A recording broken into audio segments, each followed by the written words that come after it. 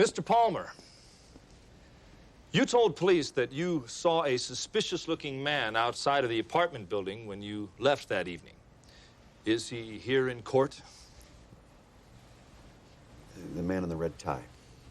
I ask that the record reflect that the witness identified the defendant. No further questions. Mr. Caruso?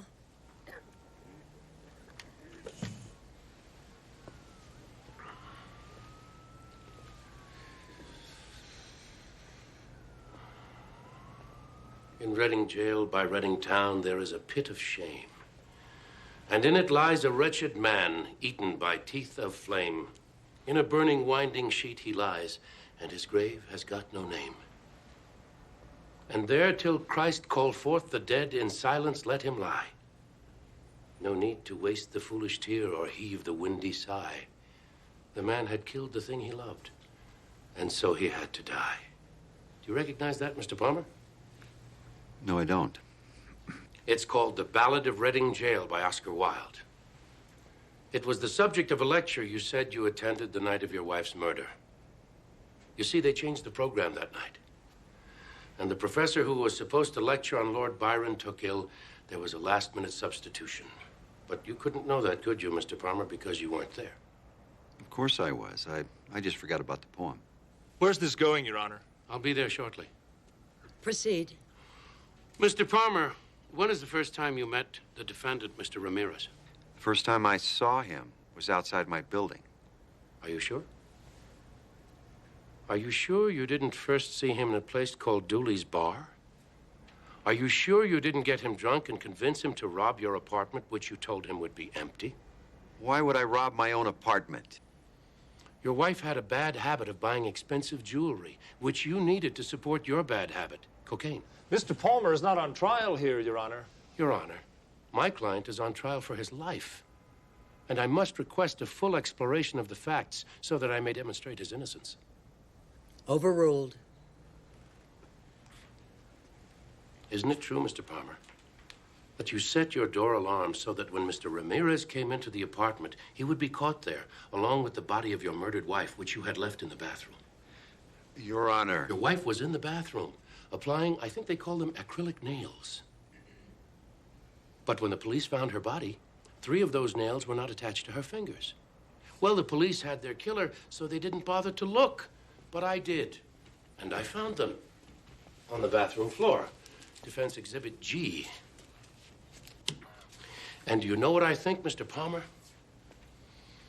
I think you came up behind her, and when you were strangling the last bit of breath from her body, she reached back and scratched at her attacker and broke off those 3 acrylic nails. Do you always wear Turnbull and Asser? Excuse me? Your shirt. Sometimes. Will you show the court your neck? Show the court, Mr. Palmer.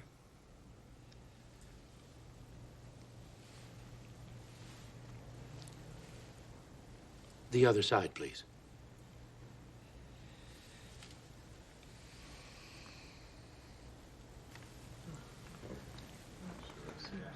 But all men kill the thing they love. By all let this be heard.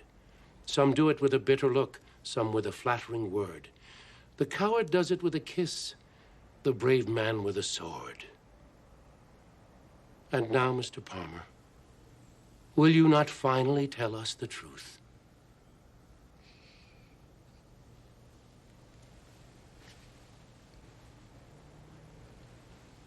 Move for a dismissal.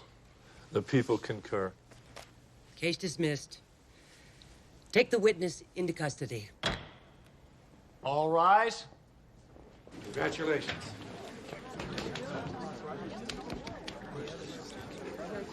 There he is. Mr. Caruso, let's get him. It's a good fight. Did you know Ramirez was innocent when you took the case? From the moment I laid eyes on him. You can read minds too, Anthony. Do you want me to read yours? So what's next? Well, Milano, Firenze, Napoli, tutte le belle cose d'Italia, Michelangelo. Will you excuse me? I see a friend. Dee! So nice to see you. Anthony, I think I caught you at the wrong time. No. It's never the wrong time for you. How are you, my dear? David needs your help. Are you free for dinner? Yes. Let's go.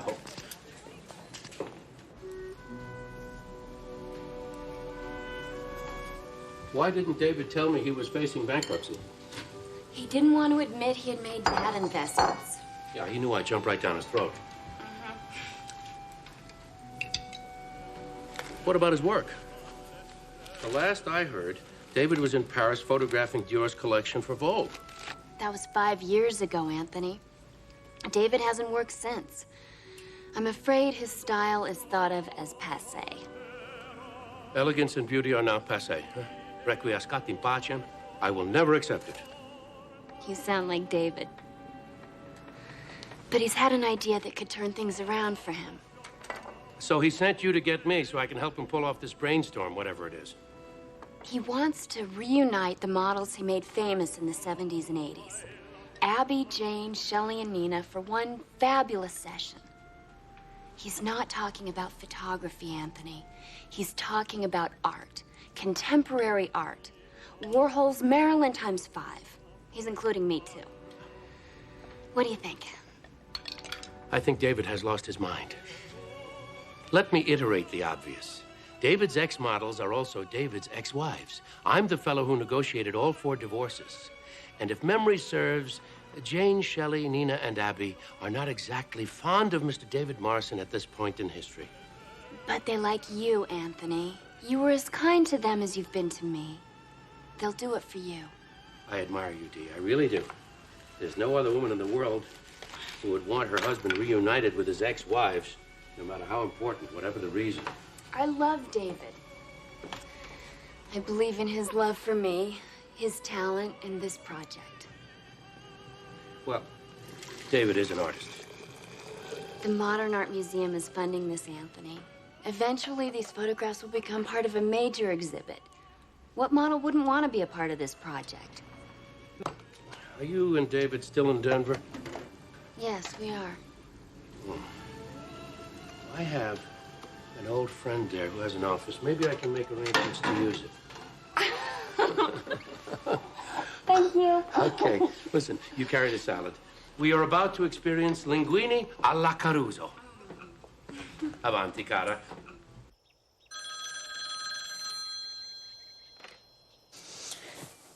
Hello, Anthony. How nice to hear from you. Yeah, I suppose I could come. You want me to fly out Wednesday, October 3rd? Anthony, why do you want to see me?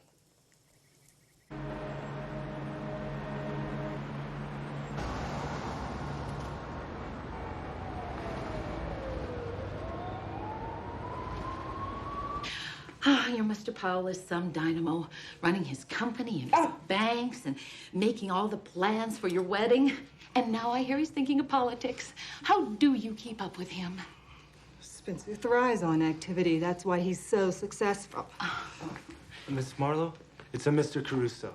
Oh. Anthony. How delightful. How are you?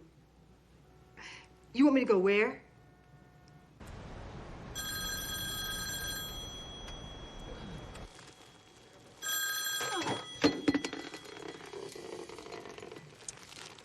Hello. Anthony? Yeah? Oh, sure. Sure, I'll come. Anthony, can you loan me some money, please?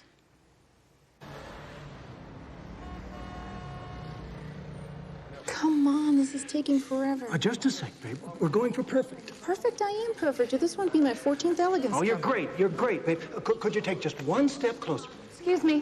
What is this? I'm sorry, Nina. It's from America. Better be Hillary, or at least Bill. It's Mr. Anthony Caruso. Anthony, how are you?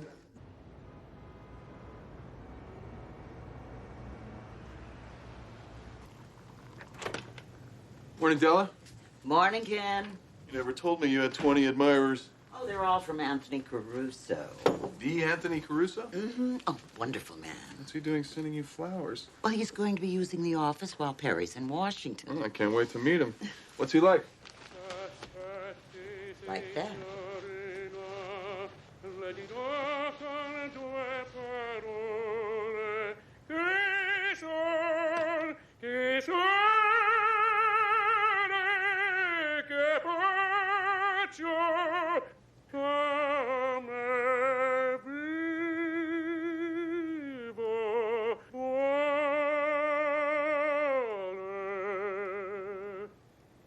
Oh, Della, you are lovelier every time I see you.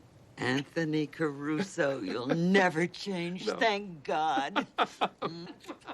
Good to see you. It's good to see you. This has got to be Ken Molansky.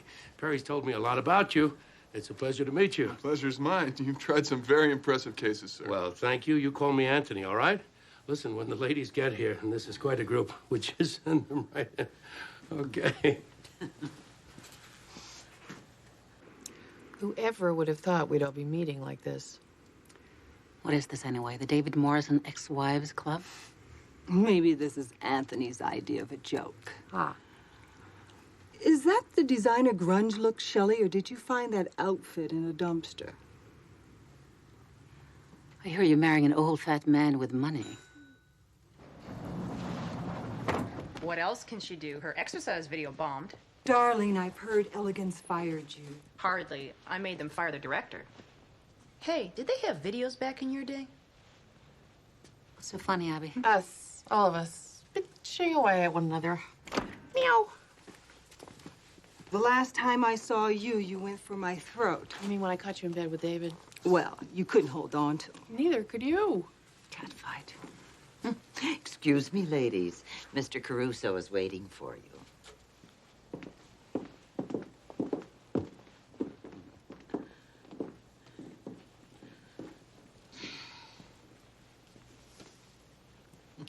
Okay. You've all come a long way, and I want to get right to the point. I want to explain what David has in mind. Before you do, Anthony, I want you to know that I'm here because you're a dear friend, not because I have any interest in what David wants. Right. Well, I thank you for that, all of you. But I also think you're going to like David's idea. I doubt it. So what does he want? David wants all of you to join him at a photographic retrospective funded by and exhibited at the American Museum of Modern Art. Well, if David wants me to do this, it's going to cost him. I mean, Anthony, even you have to admit, David treated us like something he'd scrape off his shoe. As you may have guessed, David is broke. And no one knows better than I how difficult a man he is. He's been my friend and client for 20 years. I don't want any part of this.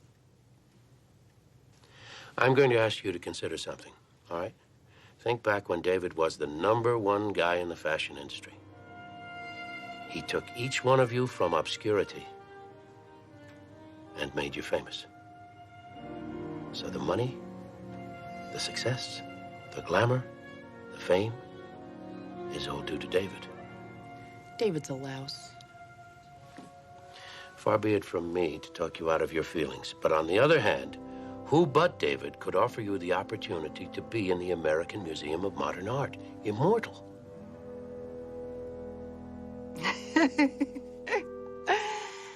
Anthony, you fox. You're saying David is going to immortalize us. All right. I'm going to take a chance here. I'm going to go out on a limb. If you won't do it for David, will you do it for me?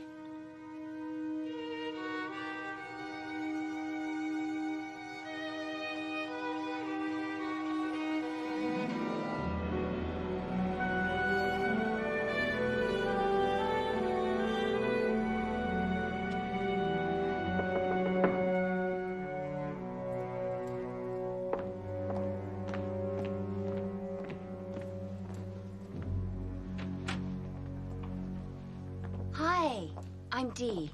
I remember. We're all experts on David's marriages. It's a club you can't quit. I just want to get this over with.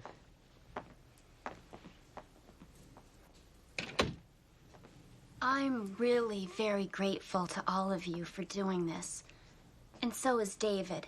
It means a lot to him. Oh, don't thank us. Thank Anthony Caruso. David seems to be running a little late.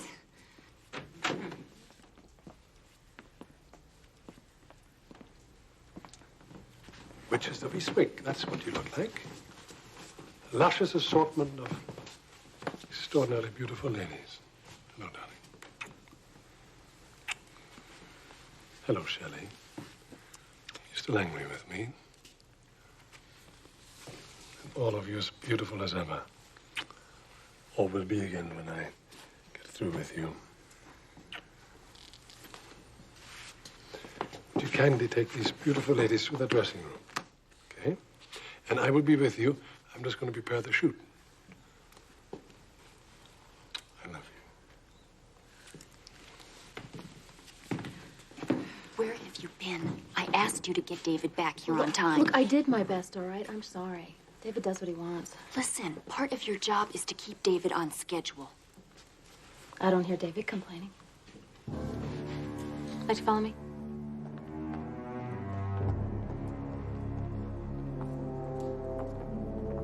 Keep an eye on her, darling.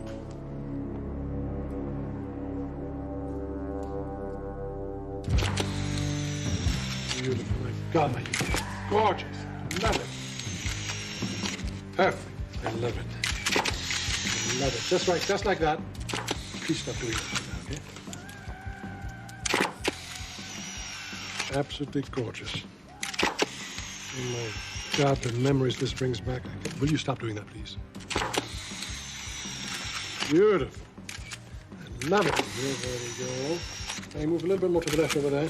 Married to over here. Will you please stop doing that? You're supposed to shoot pictures of me working, not getting in my way, all right? I'm sorry, Mr. Morrison. Did you say you study photography? Yes. Then pay attention. Will you tell those idiots across the hall to turn down the music? Now, please. I'm sorry, girls. Here we go. Oh, forget it. My hip's killing me. I'm hungry. Is anybody else hungry? David, we need a break. And I need a drink. Okay. Take a break for now. Come back at 9 o'clock. And no desserts. Hey, Yes, my sweetheart. how we doing? We're doing very well. Why did you join them? I'm feeling awkward around them. But don't feel awkward around them. Just think of them as relatives. Okay? I got work to do, sweetheart. Make them feel at home, please.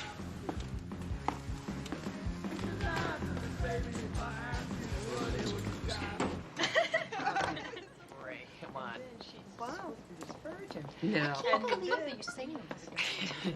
Yes. Because And she's not. Come on. You're better.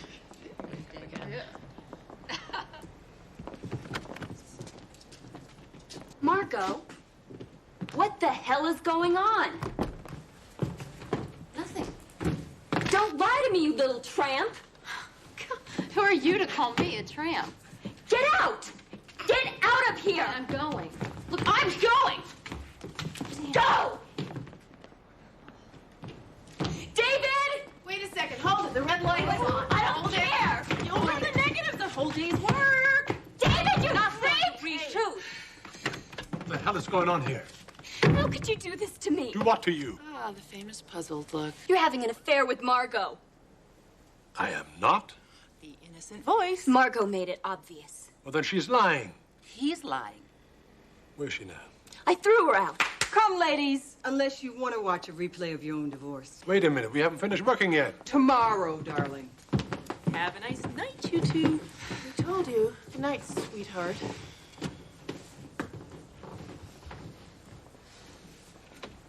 What the hell did she say I'd do to I'll upset tell me? you what she did. She was coming out of the dark room, buttoning up her blouse. Well, for your information, she wasn't in the darkroom with me, all right? I think what happened is she's trying to get even with me. Because I got angry with her before. She deliberately did this to upset you. Am I supposed to believe this? Sweetheart, I never touched her. I never would. I love you. Don't you know that? I thought so. I'm so confused. Abby and Dee, what Shelley. happened between them and me has nothing to do with us. Nothing. But I should have known they would poison the air. Tell you what I'm going to do. I'll scrap this entire project because I'll not have this ruin our marriage. Do you mean that? Of course I mean that. Don't you know how much I adore you? How much I absolutely love you? Come here.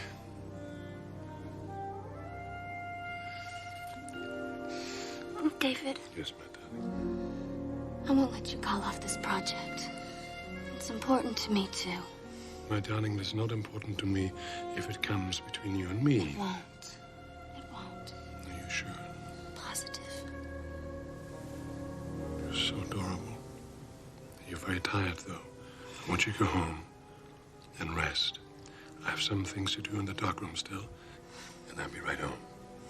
Okay? I love you. I love you more.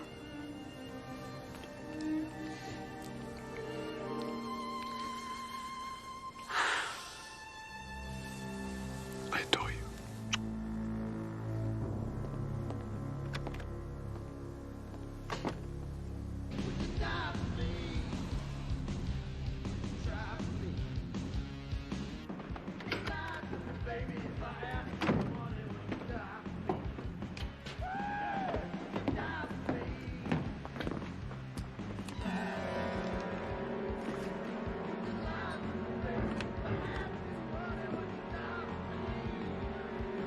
What the hell are you doing here?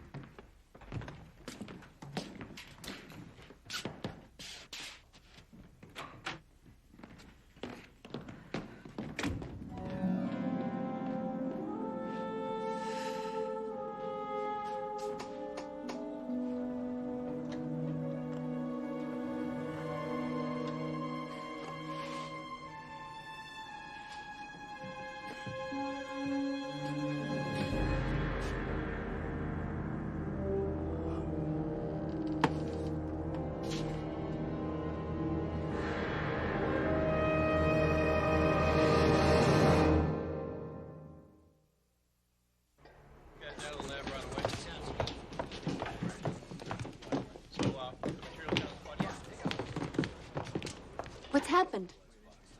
Excuse me. I'm Lieutenant Brock. May I ask who you are? Dee Morrison. David Morrison's wife? Yes. Well, Mrs. Morrison, I'm afraid I have some very bad news for you, ma'am. David. Yes, ma'am. Your husband was killed earlier this evening. Oh, my God. What happened? He was stabbed to death, ma'am. Lieutenant, take a look at this place. No, no. No.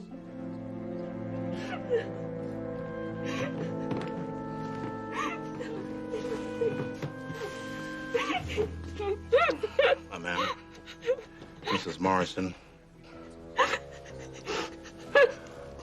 Ma'am, I'm going to have to ask you to come downtown with me, please. That's a 22 on 64 at Colfax. Lieutenant Brock. Anthony Caruso. Anthony Caruso, give me a minute. I know the name. Are you holding Dee Morrison? And charging her with murder. I have an eyewitness. No, check that. I have several eyewitnesses who say she and Mr. Morrison had a real free-for-all. I got another eyewitness who saw her leaving the studio at 10 p.m., not at 9. And my men found her blood-stained dress in the trunk of her car along with the murder weapon. Is she a client of yours? She is now.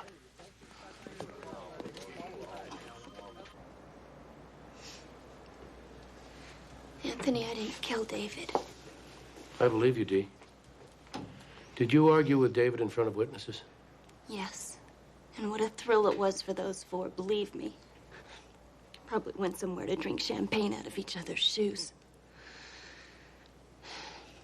But before I came home, David and I made up. I swear. What is it that you argued with him about? David's new assistant, Margot. The little tramp pretended David was having an affair with her. Was he? No. He said Margot was a liar, and I believe him. He said he loved me. He did love me, Anthony. With all his heart. Okay, Mr. Morrison, time to go. Promise me you won't worry. Promise me. I'm sure the judge is going to set a reasonable bail. Lieutenant, you take good care of her, huh?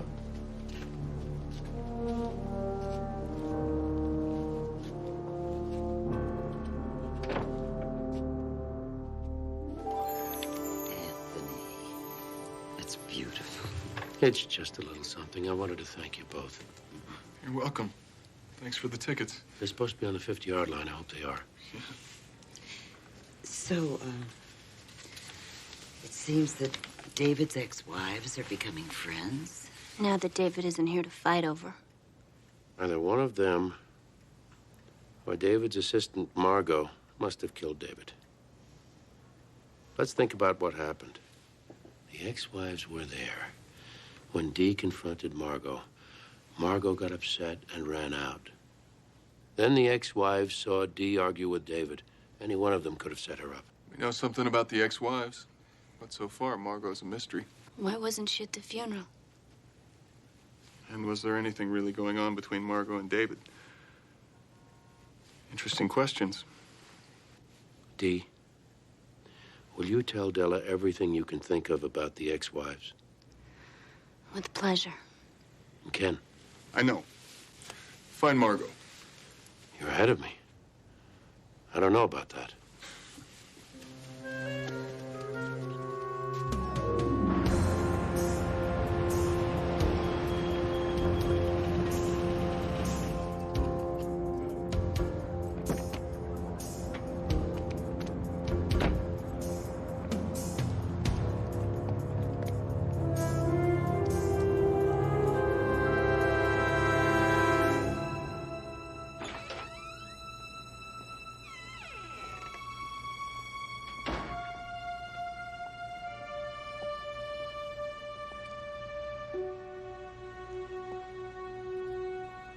Hello?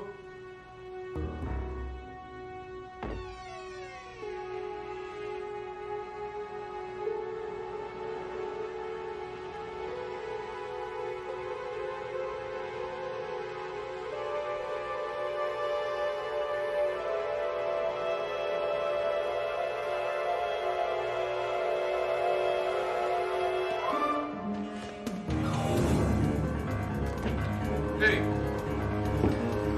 Hey.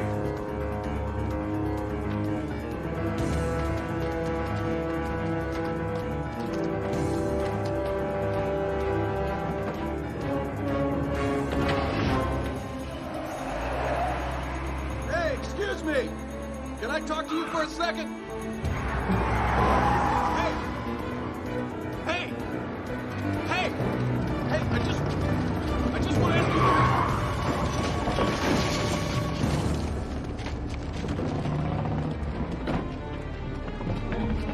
Just don't hurt me, please. I don't just hurt want to me. ask you a few questions. Look, my boyfriend will kill you. Don't Would you understand? wait a second? Can I just forget this whole thing, Look, please? I'm a lawyer.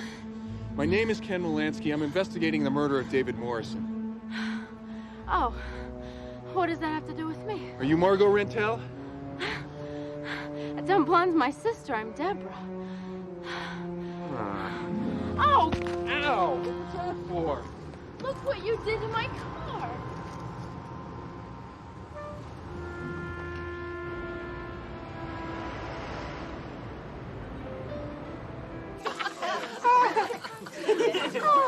It's like Anthony to send 4 separate limousines. And champagne. And buy out the restaurant. And a gift. Yeah, but it's not like him to be late. Working overtime to save Dee, no doubt. That dip? You know, the way she killed David was really lame. You know, when I caught David cheating, I was going to send him a bottle of poison champagne. But I didn't know anything about poison. Waiter? What kind of poison goes well with champagne? Now, when I caught David, I was going to shoot him. But then I figured, hey, I'm too young and beautiful to spend my life in jail. I thought that I would kill him. And then I would say, I thought he was a burglar. But he left me before I could do it. I thought simple death was way too good for David. I wanted to gaslight him into suicide. My dear ladies, Oh, there you are. I hate to interrupt your homicidal fantasies, which I have enjoyed to the utmost, but lunch is served. Oh, great. We have a veal piccata, which is, as you know, sautéed in lemon and butter. Bravo. Grazie, cara. And then we have a specialty of mine, broccoli di rapi alla Caruso, which is sautéed in olive oil and garlic, once again with the same garnish. I hope you enjoy it very much. Bravo, bravo. Thank you. Why don't you open your presents? Okay. I must tell you that Dee did not kill David, but it's possible that one of you did. This is a subpoena. And what does this mean, Anthony? It means you can't leave town until after the hearing. I love you all. Bon appetit. Au revoir. What?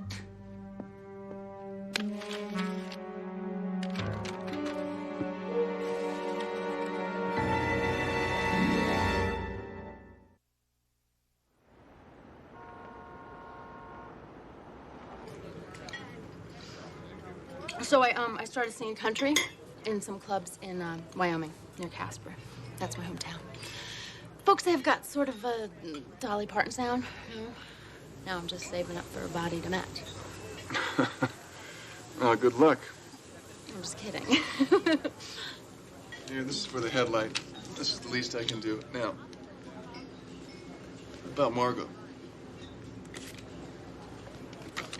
She's a bimbo. I drive all the way from Casper. As soon as I get here, she's walking out the door. She says she's got a job in another town.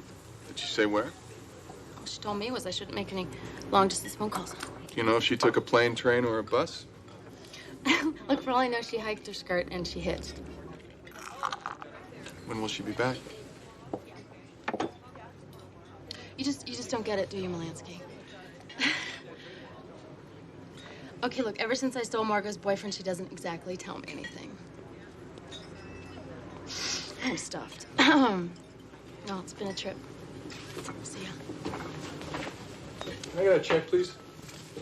Hey, wait a second. Here you go. Here, why don't you just...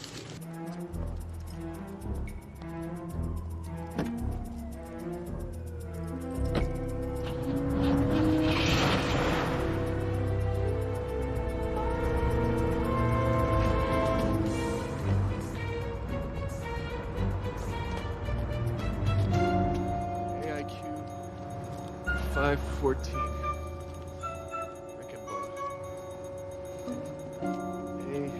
IQ 514. Rickenbaugh.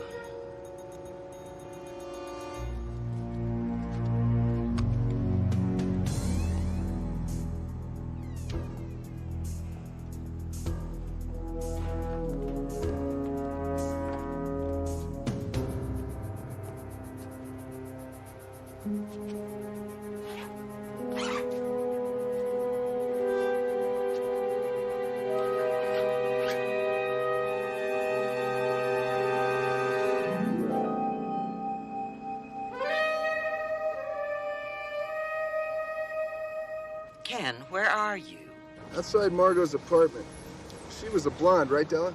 Yes, slim, about 115 pounds, dark eyes. Well, I don't think she's a blonde anymore. What do you mean? Well, I met with a young woman who claims to be Margot's sister. She says Margot left town. But get this, she matches the description you gave me, except she has brown hair, and I just found the blonde wig inside Margot's apartment. I'll be in touch.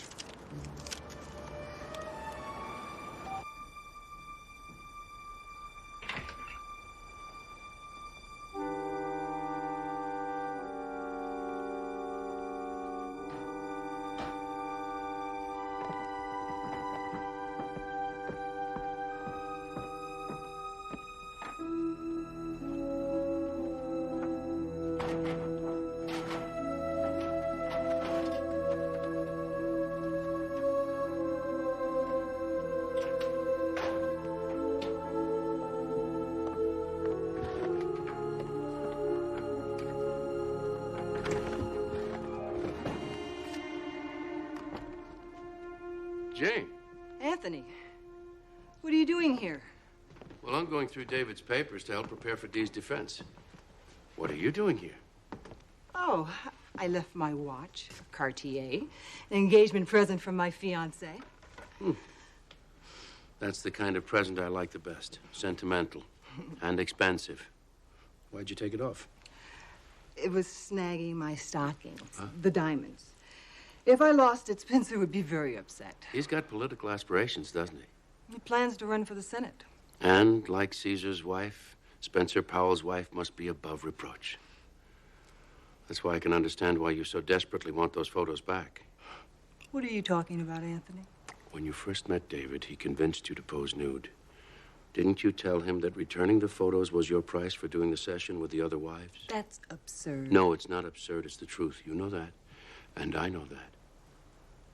How do you know this? I found them. I also found the notes on your conversations with David. David kept a file on me. On almost everyone, not you alone. He was documenting every moment of his life. I think he was going to write his memoirs. That rat. I want the pictures and the notes. I'd like to accommodate you, but I'm afraid I can't. Why, I thought you liked me. No, I adore you. You know, back when you were handling the divorce, I even thought that someday, maybe, you and I could... Oh, be still my heart. The fact that that thought even crossed your mind is a memory I'll treasure forever. The photos must remain with the estate, as must the notes on the conversations, but I will do everything in my power to see that no one ever sees them. This is a nightmare. I know. As soon as this is over, I'm going home to get married. And you must invite me to the wedding, because there's nothing I like better than dancing at someone else's wedding.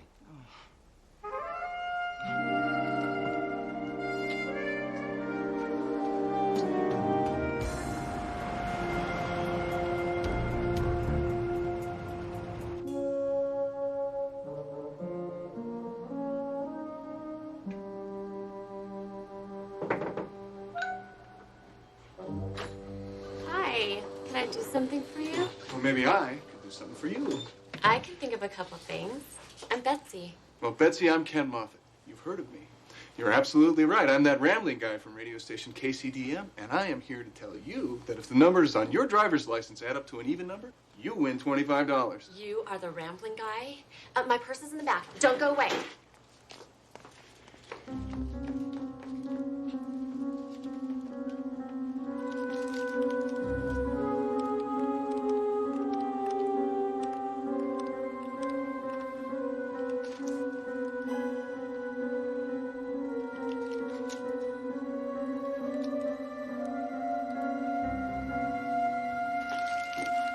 License number adds up to 5. Well, that's okay. Consolation prize is $20. Oh my gosh, this is great. This is great. Do you want to go out? Sorry, can't. Gotta ramble. Well, I'm here every day, 9 to 5. That's great.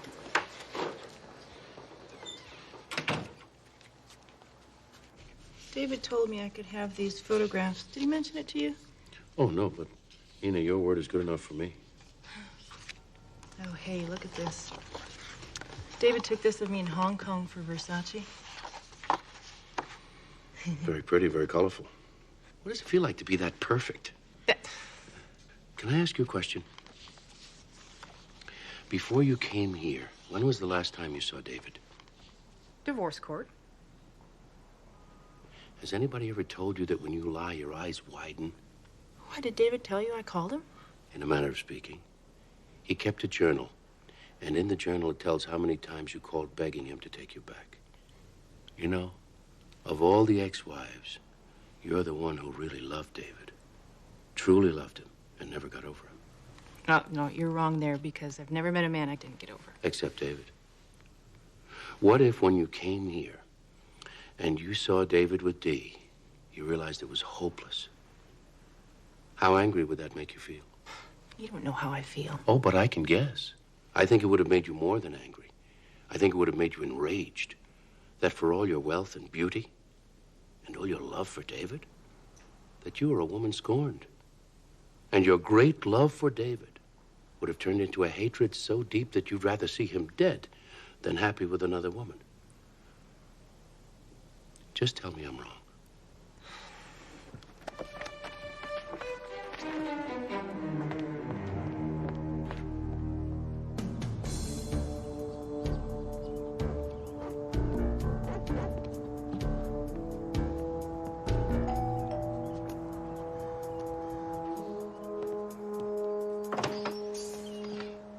I don't want any. I'm not selling anything. Name's Molansky. I'm a lawyer. Looking for Deborah. Yeah? So am I. She took off with my car. Nice. When she brings it back, if she brings it back, I'm gonna give that little girl as much grief as she's given me. I don't blame you. Look, can I use your phone? I'll pay for the call. Okay. Thanks.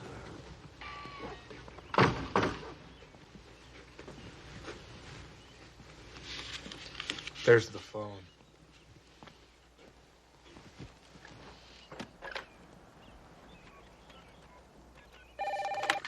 Hello, Perry Mason's office. Bill, it's Ken. Now where are you? Really, who'd have thought? Who would have thought what?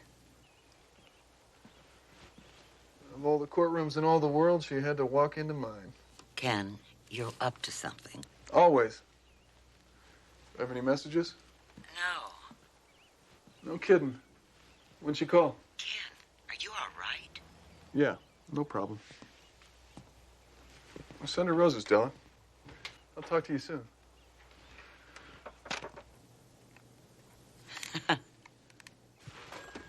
This ought to handle it.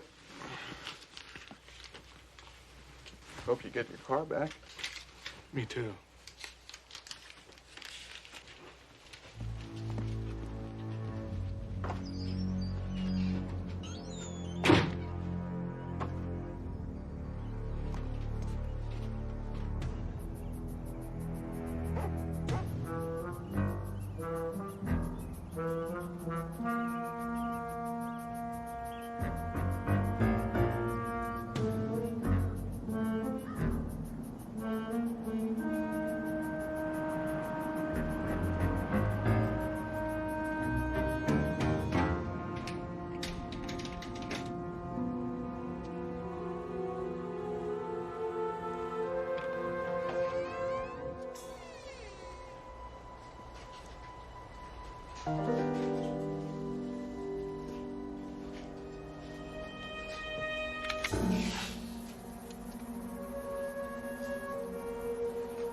You don't look happy to see me.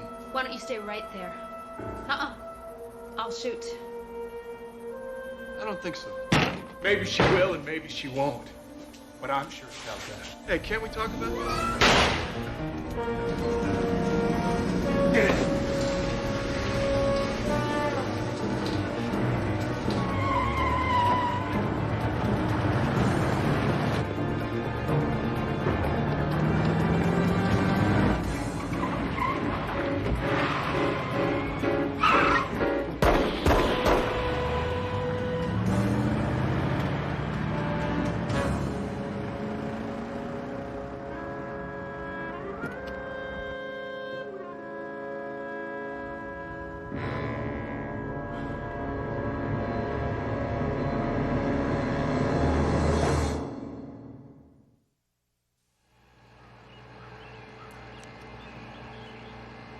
Give me a second, will you?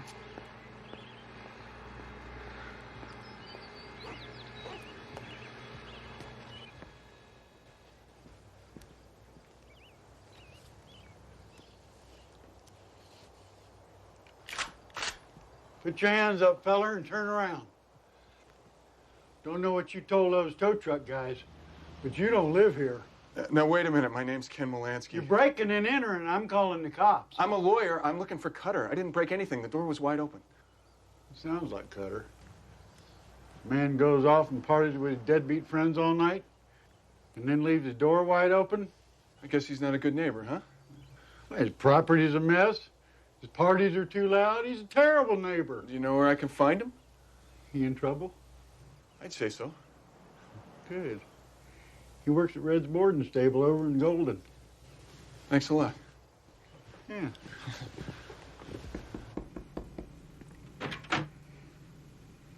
Anthony, what a surprise. Come in. I'll put those over here, please. Yes, ma'am. We got 2 suits, a dress, and this hot little number. That's it, thank you. What are you waiting for? I told the boutique to charge this stuff to my room. Thank you, sir. Don't you love hotels, Anthony? I mean, you can get anything you want. You can get clothes. You can get perfume and real jewelry. Most people would be satisfied with magazines and toothpaste. Yeah, well, when David was alive, all I got was grief. And now that he is dead, he treats me so much better. Shelley, David promised to pay the expenses of his models while you were all here for the shoot. And the estate will continue to pay until after the hearing, but only for legitimate expenses. And what do you consider illegitimate expenses? This, the bracelet, that case of scotch over there. Well, I had to order booze. I mean, I drank the whole minibar, and David left orders they shouldn't restock it. Yeah, he did you a favor. Or do you want a drink? I don't want to drink. What has happened to you? What have you done to yourself? The police have picked you up for D&D? Petty theft? Possession? My God, even prostitution to help pay for your habit. What has happened to you? Yeah, well, it was all David's fault, you know. He was my pusher. He turned me on. He gave me everything that I wanted. And then he dropped me for Nina. Don't con me. This isn't about David. It's about you. You hated David. Yeah, well, he could have helped me when I was in trouble. He could have hired a lawyer. And he hung me out to dry instead. He didn't even return my phone calls. You're lying, Shelley. What are you talking about? In the past 2 years alone, you called David at least a half a dozen times, demanding money and That's a threatening his lie. life. Did David say that? You know, he was a sick, sick man. He kept notes on the conversations. I saw them with my own eyes. You said you would dance on his grave. I didn't mean that. I was just No, talking. you were just out of control. You were drunk, capable of maybe even murder. Do you have friends, Shelley? No. You don't have friends. You have pimps, and you have pushers, and guys you take home at night without even asking their names. And they use you, and you use them. To this conversation. I want you to leave. I leave. But first, you're going to meet somebody I want you to meet. Right on time. Hello, Anthony. Dr. Cooper, this is Shelley Morrison. Nice to meet you, Miss What Morrison. is this all about? Dr. Cooper runs the drug and alcohol rehab facility here in Denver. After the hearing, if you're not arrested for David's murder, you're going to spend 30 days in the will facility. not. Then I'm going to call your probation officer and tell him you haven't been clean and sober. So it's either rehab or it's prison. This is not fair. It is. Be good to yourself. And I'll see you in court.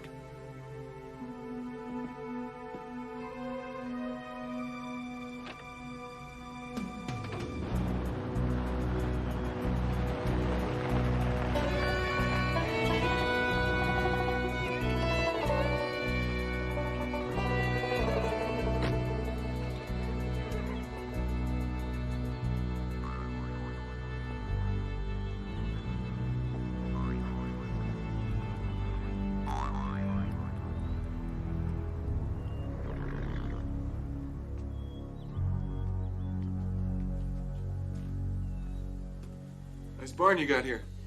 Oh, want to buy it? Not today. I'm looking for a guy named Dan Cutter. I hear he hangs around up here. Well, I 86 that Yahoo 2 weeks ago. Can't have a conversation that doesn't end in a fight. Know where I can find him? Don't know and don't care. You a cop? Lawyer. No kidding. Listen, this stable would make a good investment. Wouldn't sell it, but I've got to retire. Got a bad ticker. Well, I'll think about it. Thanks a lot. Hey, lawyer. Guy in the back named J.D. Big fellow, red shirt and mustache. Maybe he can help you. Thanks a lot. 50.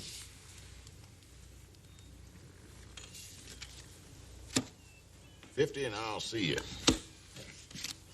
Oh, damn. Your name, J.D.? Yeah. My name's Melansky. I'm looking for Dan Cutter. You a cop? No, I'm a lawyer. Just want to ask him a few questions. You know where I can find him? For $200, I might.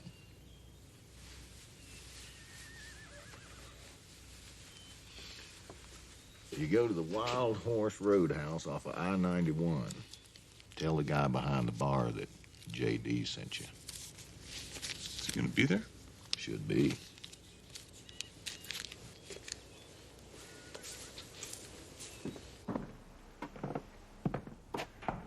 Anthony, Della told me I'd find you here. How are you, Abby? Won't you have a seat? Thank you. Well, is there something I can do for you? Yes. Loan me a copy of the museum's mailing list. I want to send out brochures of my work. That's a terrific idea. Thank you. So your career is going well? Very well. My paintings are selling great. I was Southwestern Artist of the Year last year. Then why did I get the idea that you were still angry at David for breaking his promise to buy you an art gallery? Anthony. David broke promise to all his wives. Why should I be different? But you were different. You accepted a reduced divorce settlement in return for David's verbal promise to set you up in business. And then when he reneged on that later, you felt swindled. How would you feel? I don't know. I only know that if I were your lawyer, I would have advised you to get that promise in writing. The lawyer I hired told me I didn't have a case. And that made you even more angry. So angry that you wrote him this letter threatening to kill him for what he had done to you. Anthony, that was a long time ago. I've moved on since then. I have a life now as an artist. I wish that were so, but despite the very good front you put up, your career has never materialized. How can you say that? I'm not trying to be cruel, Abby. I'm really not. But your paintings have never sold. You've never won any awards. In fact, for the past several years, you've been supporting yourself by painting murals on people's living room walls. Who told you that? That doesn't matter. Well, so what? A lot of artists wait for years for their work to be recognized. My success is a matter of time. I hope so. But wouldn't your life be easier now if David had kept his promise? If I was going to kill David, I would have done it when he divorced me. Oh, no, not necessarily. Your rage against David didn't start until after he broke his promise. Can I have that list, please? Absolutely.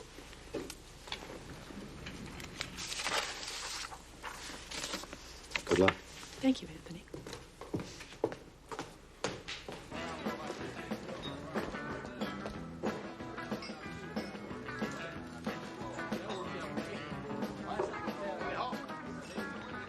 Nice day, huh? What'll it be? J.D. sent me. That so? What's on your mind? Does anyone know where I can find Dan Cutter? You a friend of Dan's? You might say that. Any friend of Dan's must be as crooked as he is. When you see that lousy SOB, you tell him we want our money. Hey, wait! No, you wait, buddy. You brought a message from J.D.? We got a message for Dan! No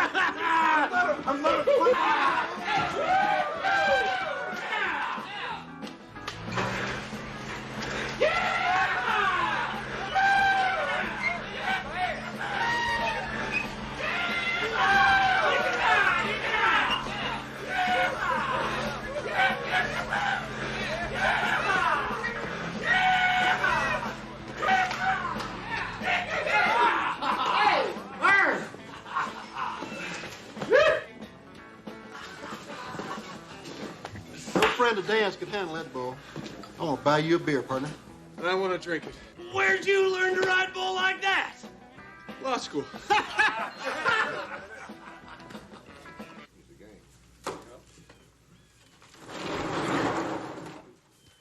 Why don't you deal him out?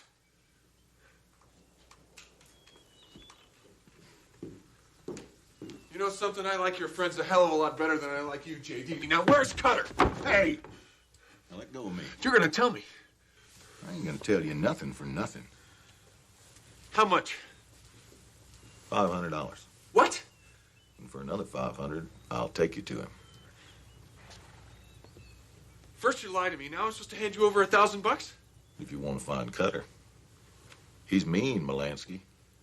He's back up in them hills. Now, you go after him alone, you're going to get yourself lost.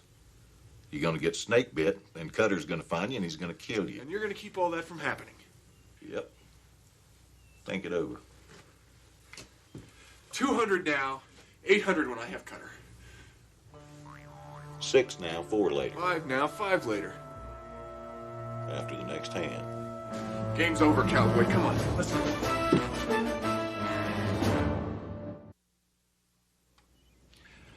Lieutenant Brock, you conducted the investigation into the death of David Morrison?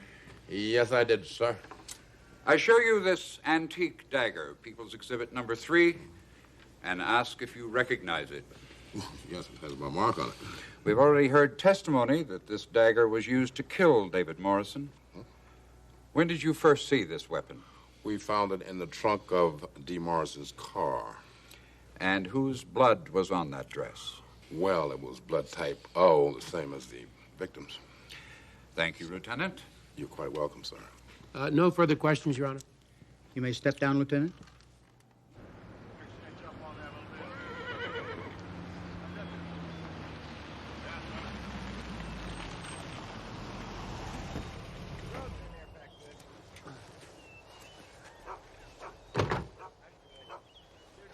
That's his car.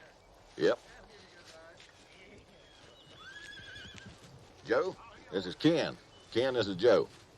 Joe. Sorry, we can't help you. We're booked all the way through November. Well, I'm not on vacation. I'm looking for Dan Cutter. You missed him. Where'd he go? Up into the Medicine Bow Mountains.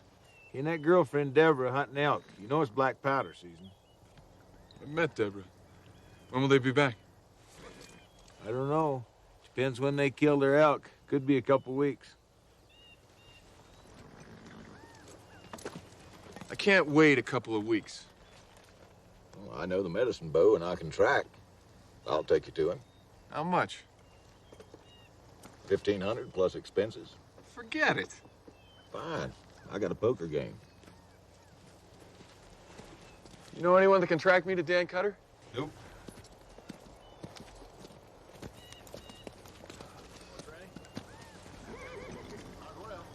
$1,000, no expenses.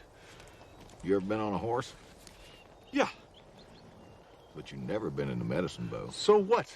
1,000, no expenses. Man can't live without food. 200 for expenses, and that's it. Done. Got yourself a deal. Why don't you run over there and say hello to your transportation?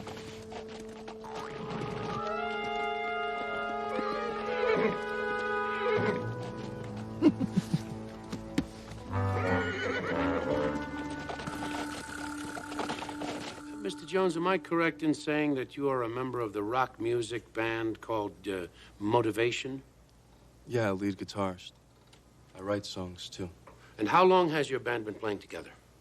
2, 3 years. We play gigs around town. Nothing big yet, but, you know, it'll happen. I'm sure it will. How long has your band been rehearsing in the studio across from the studio of the late David Morrison? Same time, 2, 3 years. And were you rehearsing the night that David Morrison was killed? Yeah, 2 new songs I wrote. Do you happen to remember what time you finished rehearsal? Yeah, 10 o'clock exactly. Why exactly? Because according to our rental agreement, we had to stop playing at 10. Was this always the case? No, we used to jam half the night, but somebody complained. When you say somebody, you mean David Morrison? Well, yeah. All right. Mr. Jones, can you tell us what you saw the night that David Morrison was killed? At 10 o'clock, I came out of the studio.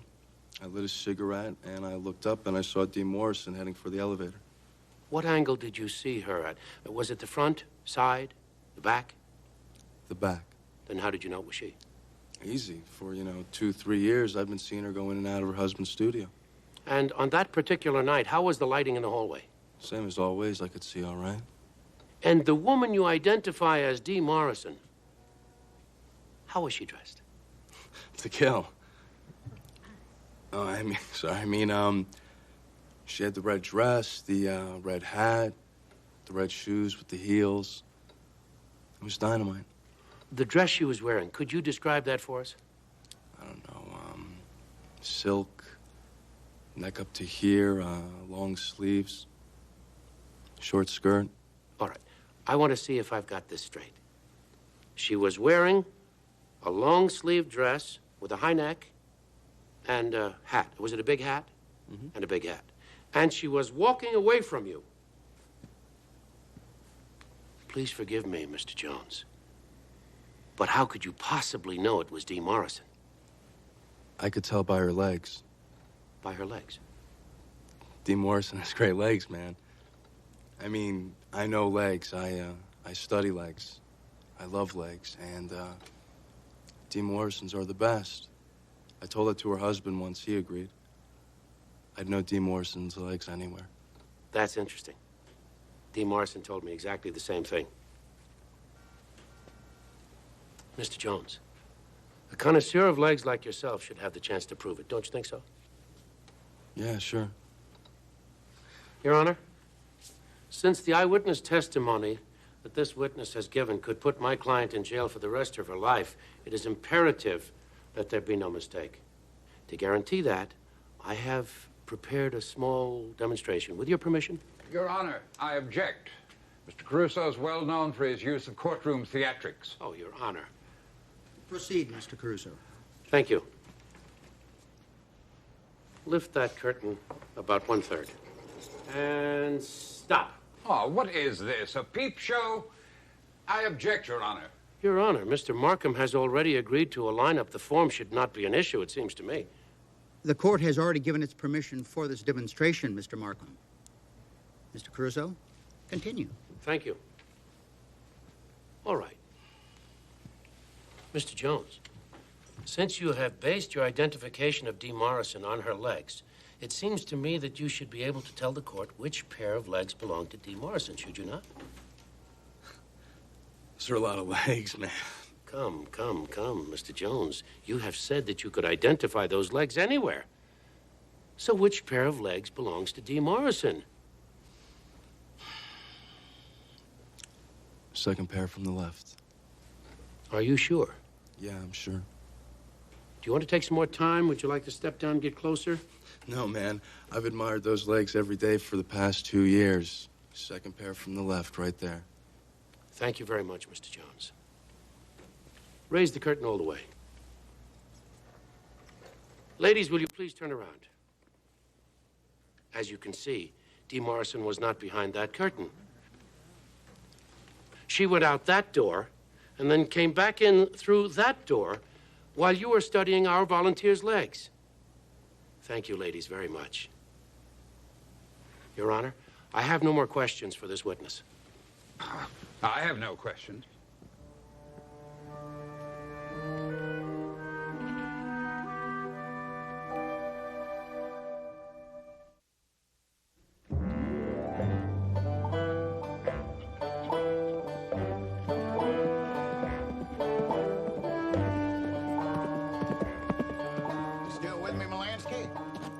Much farther. Oh, no, here looks like good a place as any. Why don't we just make camp? Great. You okay? Oh, great. I thought you might be a little sore or something, but I guess not, huh? Never felt better.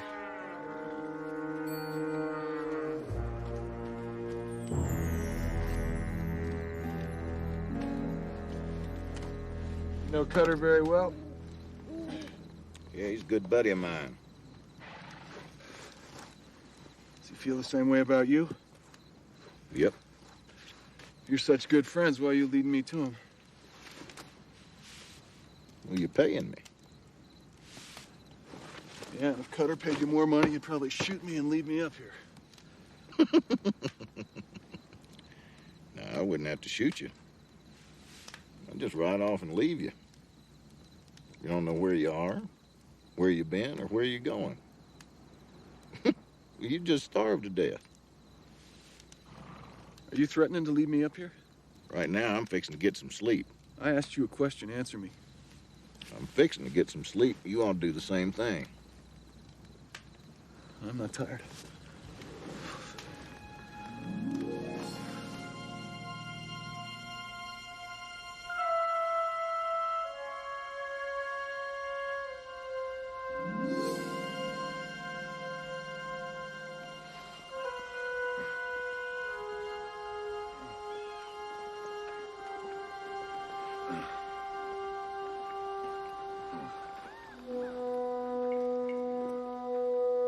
JD?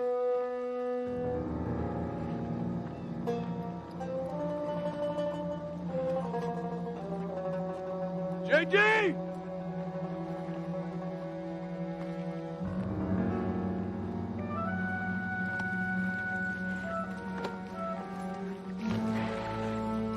Whoa, whoa, whoa, whoa.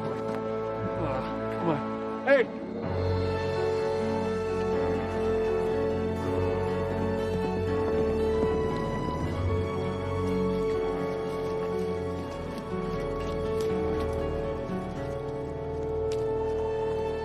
Going somewhere? You know, we had a deal. I paid you $1,000, and you were supposed to take me to Cutter. You saying I broke my word? Well, you weren't there when I got up this morning. You questioning my honor? Oh, knock it off, JD. You wouldn't know honor if it asked you to dance. Now, where the hell were you? Round us up some breakfast.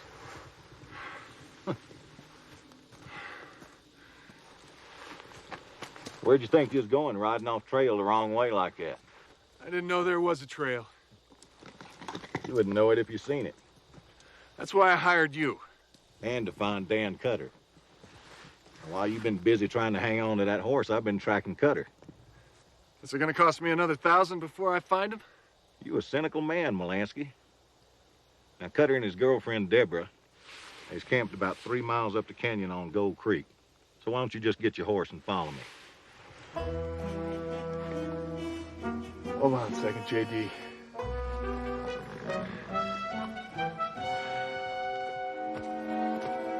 It's okay. Okay. Good boy.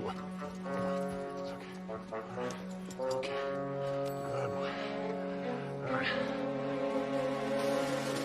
Here we go. All right, come on. Let's go. What was your relationship with David Morrison? I was the first of his many wives. And you were divorced from David Morrison. David divorced me. Yet you agreed to participate in his latest photographic project. Yes, you telephoned me and I came to Denver. So I did, and so you did. Did you agree because you were still in love with David Morrison? Hardly. I participated because this project was to be exhibited in the American Museum of Modern Art. And as an artist, frankly, it was a connection that could be very useful to me. I see. Now, you mentioned the telephone call that I made to you when you were in Santa Fe. Do you happen to remember the date of that call? Yes, it was September 12th. I remember because I completed a very important painting that day. September 12th was approximately 3 weeks before David's project was scheduled to begin. Yes? Right. Now, what did you do in those 3 weeks between the time I called you in Santa Fe and you and the other ex-wives met with me in my office? What did I do? I was painting in Santa Fe. I see. Before this trip, when was the last time you were in Denver? I haven't been to Denver since my divorce. Thank you very much, Miss Morrison. I reserve the right to recall this witness, Your Honor. Mr. Markham? I have no questions. Ms. Taylor, you work for an airline called Fly West Airlines, yes? That's correct. And what is your job with this company? I'm a reservations clerk. Now, according to your company records in the past several months, did a Ms. Abby Morrison make a reservation to fly from Santa Fe to Denver? Yes, she did. And on what date did she actually fly? On September 14th. That is 2 days after I called her. And her return flight, what date was that? On October 1st. And that is 2 days before I met with all the other ex-Ms. Morrisons. Thank you, Ms. Taylor. You've been very helpful. Mr. Todd, you are the landlord at 1400 Morton Street. That's the Ed Brook Lofts. Yes, sir. And did you rent an apartment to Miss Abby Morrison? Sure did. Do you happen to remember the dates of that rental agreement? She rented from September 14th through October 1st. Did she happen to tell you why she wanted the apartment? She said she was an artist and needed a place to work. Oh, well, didn't that disturb you that she was going to use the apartment as an art studio? No, I told her that if she got paint on the walls or on the floor, she'd have to pay to get it off herself. And did she get any paint on the walls, the floors, or anywhere else? No, I kept checking. By the way, after making this big deal out of being an artist, I never did see any paint in the apartment. What about art materials, things like easels, paints, charcoal, finished paintings, things of that sort? No, I didn't see any of that. Thank you very much. Been very helpful. No further questions? No questions, Your Honor. Recall Abby Morrison. Ms. Morrison, you have just told us that you were not in Denver earlier this month. Would you now care to change that testimony? All right, I was here. Why did you lie? Because my reason for being here is embarrassing. I'm intrigued. You don't appear to be a person easily embarrassed. I wanted David to help me take my paintings to the museum. Oh, so you came here especially to see David Morrison? Yes, but when I got here, I didn't have the guts to ask him for his help. But you rented an apartment across from his. Why did you do that? I don't know if you can understand this. I wanted to watch him. I wanted to see what he had become. And that's all I did. I just watched him. I never approached him. So you went back to Santa Fe, and you used the ticket that my office supplied for you to come back to Denver around the same time that the other wives were arriving. Yes. Ms. Morrison, your Denver landlord has testified that there were no art supplies, no easels, no paintings whatsoever in the Denver apartment. If you were not bringing paintings to Denver, what is it that you expected to show the museum? Artists don't travel with paintings, especially if they're big paintings. We travel with slides. That's what I brought. Ms. Morrison, where were you at the time of David Morrison's murder? I was at the Beekman Hotel, asleep. When you left David Morrison's studio, were you alone? No. I left the studio with the other wives. We went back to the hotel. Then I went to sleep. Do you recognize this woman? No, I don't think so. Ms. Wilson is a maid at the Beekman Hotel. She's prepared to testify that you didn't sleep in your bed that night. I am not on trial here. Your Honor. Ms. Morrison, where were you at the time of David Morrison's murder? Where were you, Ms. Morrison? I spent the night with a friend. May we know the name of this friend? I can't tell you that. Why not? You don't remember? You're unwilling? Why can't we hear the name? He's married. And I love him, and if I were to expose our affair, it would ruin his marriage. It would ruin his life. What is his name? I can't tell you that. Your Honor, will you please tell the witness where this is going? Miss Morrison, you must answer the question or be held in contempt. No. Miss Morrison, this court holds you in contempt. Perhaps after a night in jail, you'll be ready to answer the question. Bailiff?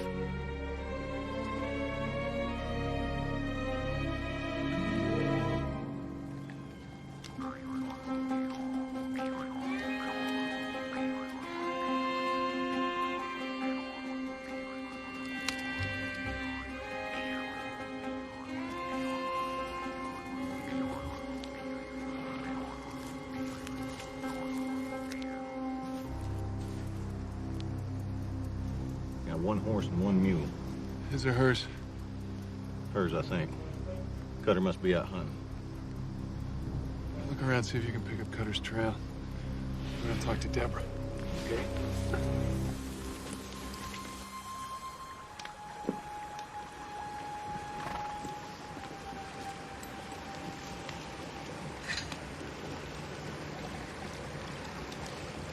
Hello, Deborah.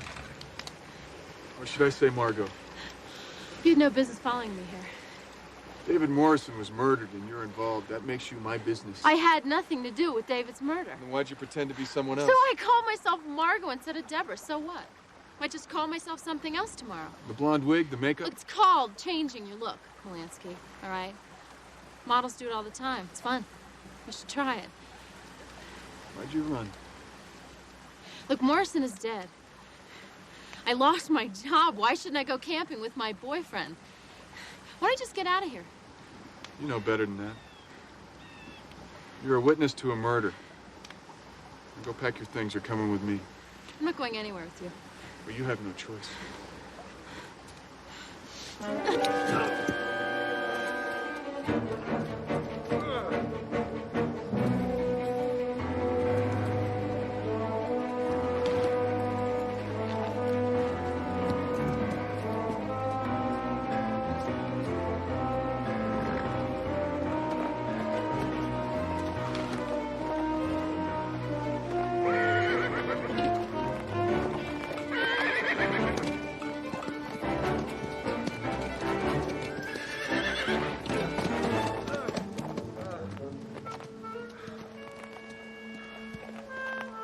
Hey, Molansky! Leave the girl alone!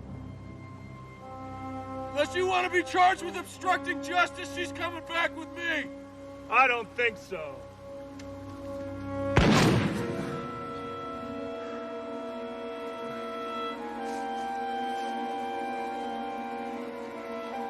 You've only got one shot.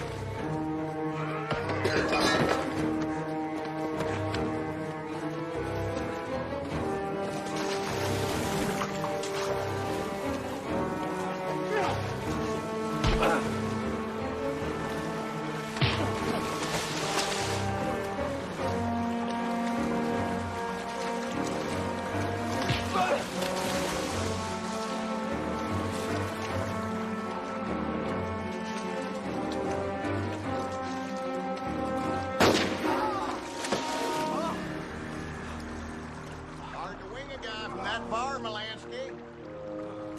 That's gonna cost you an extra $1,000. And $1,000 more for the lady.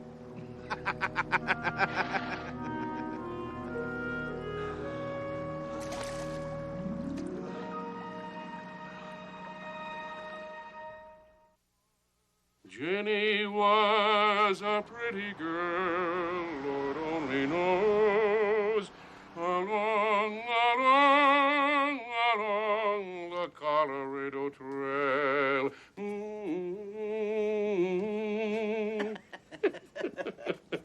You know what Denver is? Denver is really nice.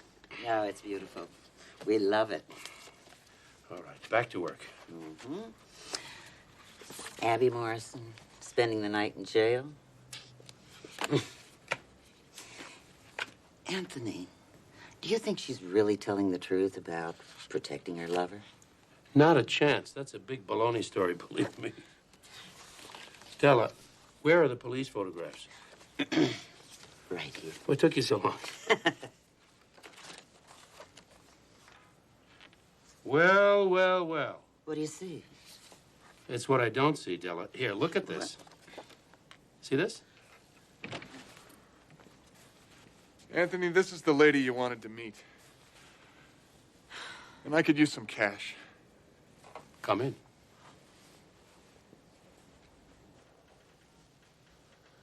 Ms. Morrison, I am sure your night in jail is not an experience you want to repeat. So please, make it easy on yourself. Tell us where you were and who you were with at the time of David Morrison's murder. I refuse to answer that question. In that case, Miss Morrison, the bailiff will return you to jail. Your Honor, if you please, I would like to go past that question so that Ms. Morrison may continue her testimony. The court finds the witness in contempt. But you may continue, Mr. Caruso. Thank you, Your Honor. There is a young woman in this court. I'm asking her to stand. Miss Morrison, do you recognize this woman? Yes, she's Margot, David's assistant. When did you meet her? On the first day of shooting. Did you know her before? No. No further questions, Your Honor. I reserve the right to recall this witness. Mr. Markham? No questions, Your Honor. Will you please state your name? Deborah Walters? Not Margot Rentel. No. And where are you from? Santa Fe, New Mexico. Who are your parents? David Morrison. And Abby Walters Morrison.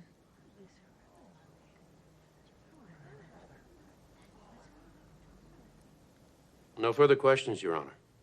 Mr. Markham? No questions, Your Honor. Thank you, Miss Walters. You may step down. I am recalling Abby Morrison. Ms. Morrison, why did you lie about your relationship with Ms. Walters? My relationship between my daughter and myself is nobody's business but ours. Did David Morrison know he had a daughter? I told him yes. After your divorce? Yes. And did he believe he had a child? No! He went so far as to accuse me of lying to get him back. Isn't it true that at the time of your divorce, you hated David so much that you never even told him you were pregnant? In other words, it was as if I can't have you, you can't have your child. No, that is not true. Did you tell Deborah that David Morrison was her father? Yes, I did. Did you tell Deborah that David Morrison knew he had a daughter, but wasn't interested, didn't care if he saw her or spoke to her or anything? I was trying to protect her. David was too selfish to be a father. He would have broken her heart. 2 weeks before David was killed, Deborah showed up at David's studio, presented herself as a photographic assistant, and volunteered to work without salary. Was that your idea? Yes, it was. Why the charade? David had cheated me before. And I didn't want him to have the opportunity to do it again. Sweetheart. And I thought if she was working in David's studio, she would have access to his files and his papers, and we would know if he was really bankrupt or if he was trying to cheat me again. In other words, you sent your daughter to spy on her father. You could call it that. I want to show you something. I'm going to show you a photograph marked Defense Exhibit G. Can you identify it, please? It's David and I on our honeymoon. Mm-hmm. As you can see, David is wearing a silver and turquoise pendant around his neck. Do you recognize it? It's a naja. It's a Navajo talisman for good luck and prosperity. My grandmother gave it to me, and I gave it to David on our wedding day. The day that David was murdered, your daughter took pictures of you and the other ex-wives at the photographic session, did she not? Yes, David wanted a record of his genius at work. All right. This is one of the pictures that she actually took at the session. It's Defense Exhibit K, Your Honor. Now, what is David wearing around his neck? The naja. And David was wearing the naja the night he was killed. I now show you this photograph, which is People's Exhibit 6. It's a police photograph taken right after David's murder. Do you notice anything unusual about this picture? No.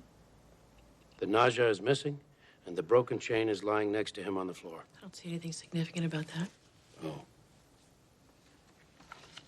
I think you do. No further questions, Your Honor. Mr. Markham? I have no questions, Your Honor. Recall Deborah Walters, please.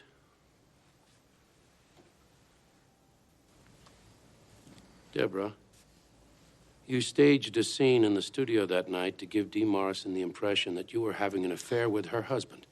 Why did you do that? He was a jerk. He deserved whatever grief I could give him. You hated your father that much? After what he did to me, why wouldn't I hate him? Deborah, do you recognize this naja that David Morrison is wearing around his neck? Yes, it belonged to my great-grandmother. And you know about Navajo legends and culture? I grew up listening to stories about them, yes. So this Naja has great personal meaning for you. Yes. Which is why you took it back after you murdered David Morrison. What are you talking about? Deborah, you're wearing a chain around your neck. The end of it is hidden. I want you to show the court what is at the end of that chain. Leave her alone. She Bailiff, hasn't done anything. Miss Morrison, Michael, please, leave Mr. her alone. Morrison, please sit down. You'll be ejected from the courtroom and taken to jail. Show the court what is at the end of that chain. I don't have to do that. Ms. Walters, please show this court what is at the end of that chain.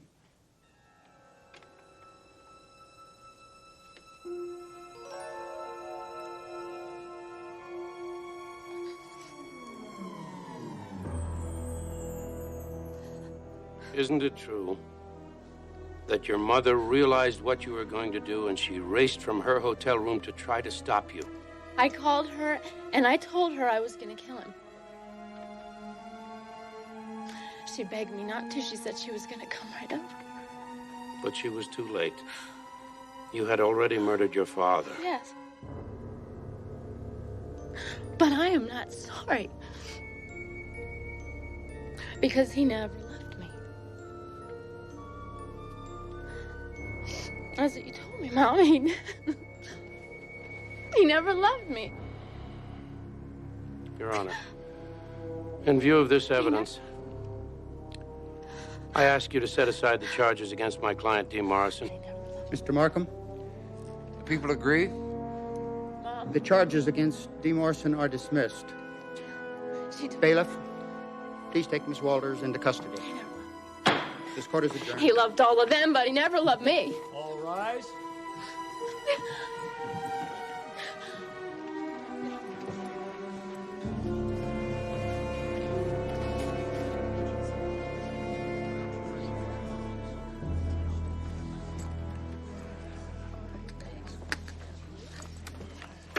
Ken, Della, really wonderful work. Thank you.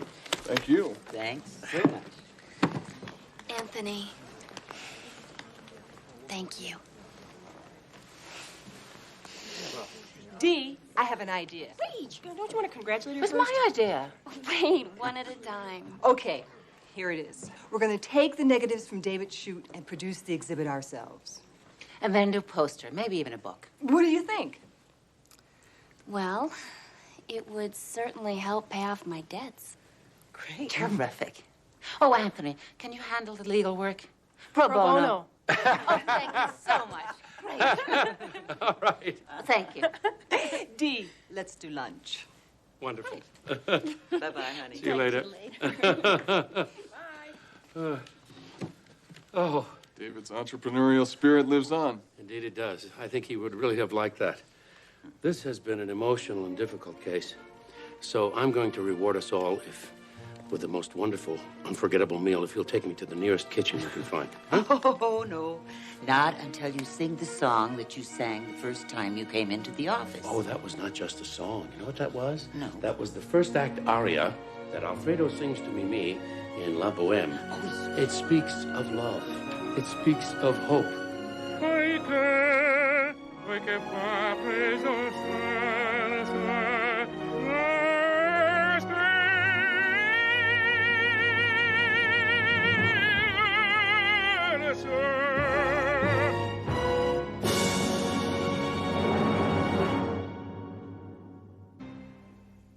To be the front runner in the race for governor.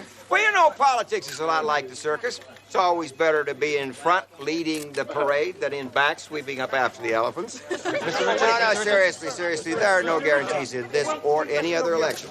Do you think your recent surge in the polls reflects voter interest in your programs or simply a rejection of incumbent Governor Allison? I think it's a little bit of both. I think the voters have taken a look at Governor Allison's record and decided I might do better.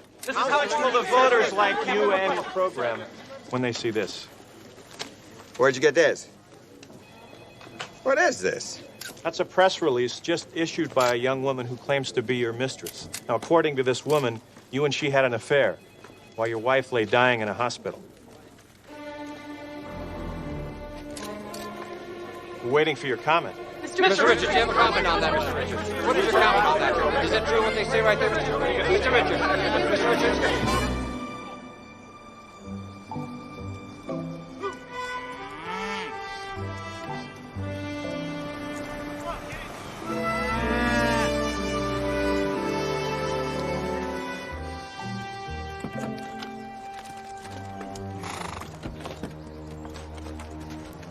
Morning, John.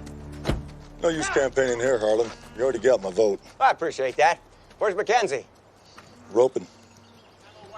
Oh. Morning, Bill.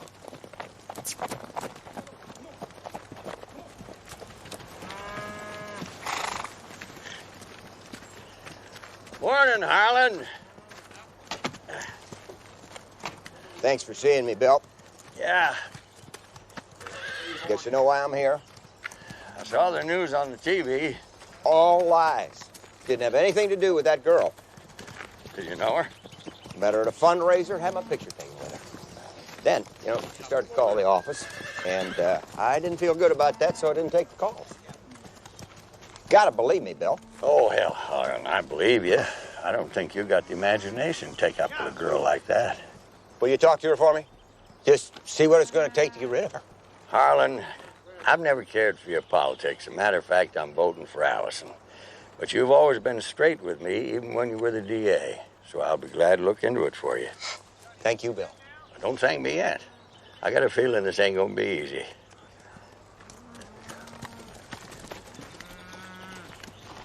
Hey, Johnny Red.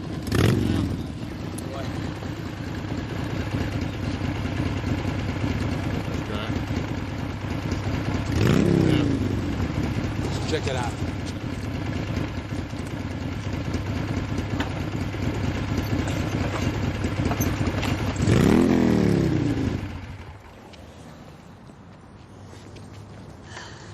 Beauty, isn't she?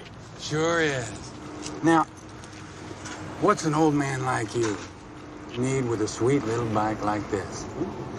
Well, that's a good question. I guess I don't rightly know, except it suits me. I'm sweet myself. You look like a leader to me. You think so? I surely do. So I know I can count on you to guarantee that this bike will look just as sweet when I come back as it does right now. Sure thing, old man. Appreciate it. You got a lot of faith in me, my friend. Oh, I sure do.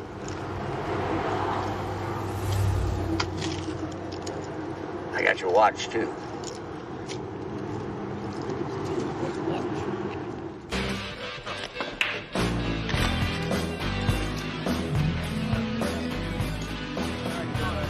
Miss Moore?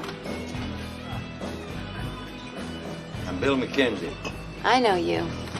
The lawyer, right? You weren't easy to find. You're here to convince me to retract my story. So, what is Harlan offering?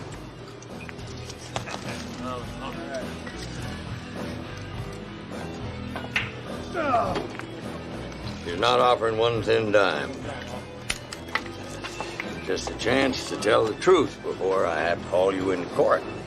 Harlan Richards had an affair with me. You seen the picture? Oh, now, Miss Moore, used to be the camera never lied, but with the tabloids and all that's over. You could take my head, put it on another man's body, and swear that I was in love with Saddam Hussein. Just what are you offering? I can't for the life of me figure out why a beautiful and apparently nice young woman like you would want to destroy a man as decent as Harlan Richards, wreck his election, his political future, bring this grief to him and his daughter. Why are you doing this, Miss Moore? I have no choice. You don't.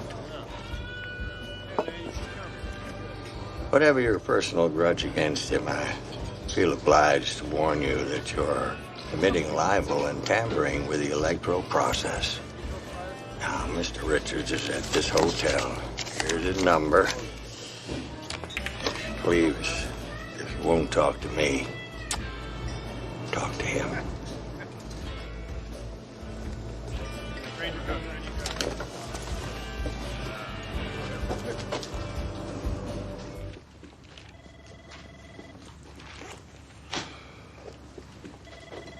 Where is everybody? Send them all home. Been a long, hard day. Well, I'm afraid I'm not going to make it any easier. I come up dry with Violet Moore. Damn that woman. She's lying. Why is she doing this to me? She wouldn't say, but whoever put her up to it planted a tape recorder in her purse. They're not going to give up, Harlan. Now, you listen to him, Daddy. Hi.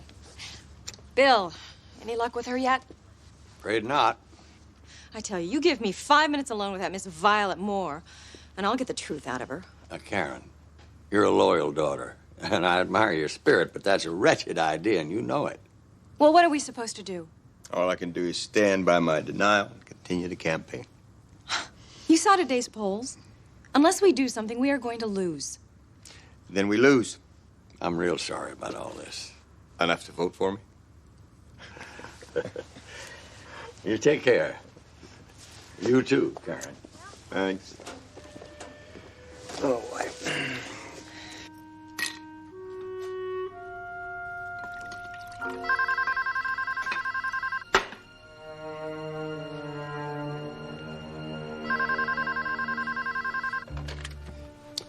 Harlan Richards. This is, Violet Moore. What is it, Miss Moore? Look, I've been thinking things over, and I've decided that I really can't go through with this frame-up thing. Mr. Richards, it's just not right. I'm very relieved, Miss Moore. Are you willing to make a public retraction? I don't know if I can do that. It would be a little chancy. Who put you up to this, Miss Moore? You know what? I really can't get into this over the phone. See, if they found out that I called you, well, I don't know what they'd do. Miss Moore, if you'll come forward and tell your story, I guarantee you my protection. I tell you what, I could meet you tomorrow morning at 8, say, in your hotel, in the coffee shop. I'll be there. Okay. I didn't hear you come in. Hi.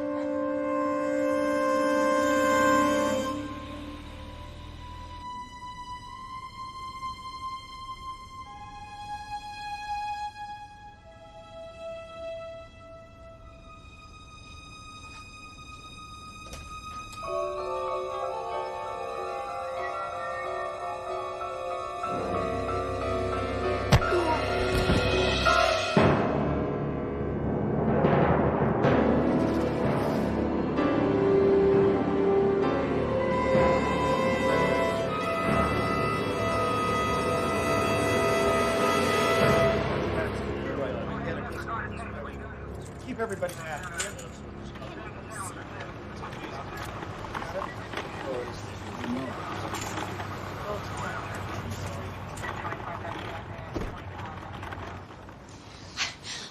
My father didn't commit suicide. God, Bill. I know. I'm so sorry. He's dead, Bill. I know. They are saying he threw himself out the window. He wouldn't have done that, Bill. I know. Let me sort this out with the sergeant. Can you sit over here for a minute? Yeah. Be all right here. Yeah. All right. Bad business, Joe. What'd you find? Nothing complicated. He opened the window and jumped out. Just like that? Just like that.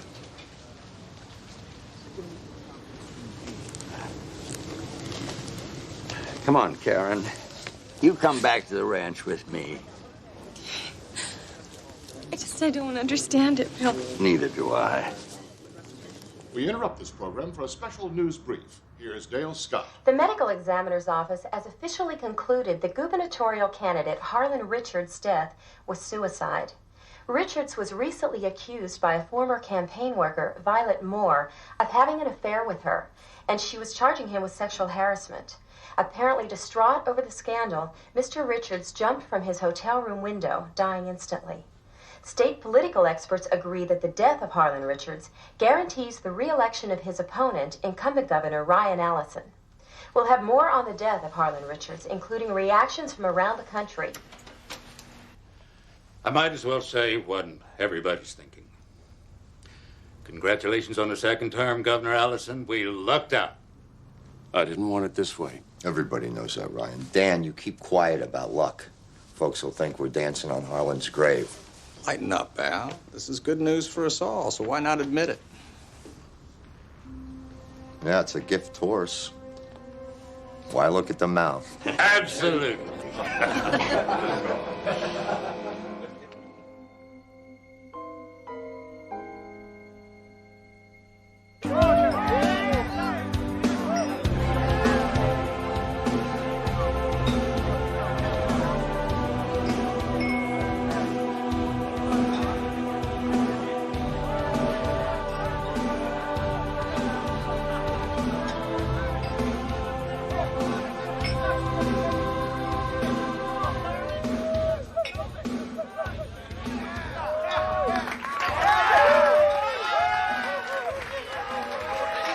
Let's put your hands together and pull out those dollar bills for Charlotte Graham.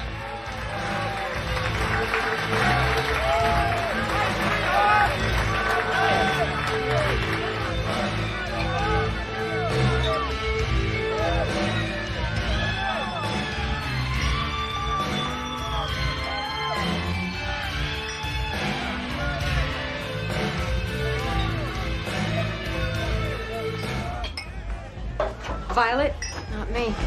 I'm Harlan Richards' daughter. I've been looking for you for 4 months. I need your help. Do I look like I can help anybody?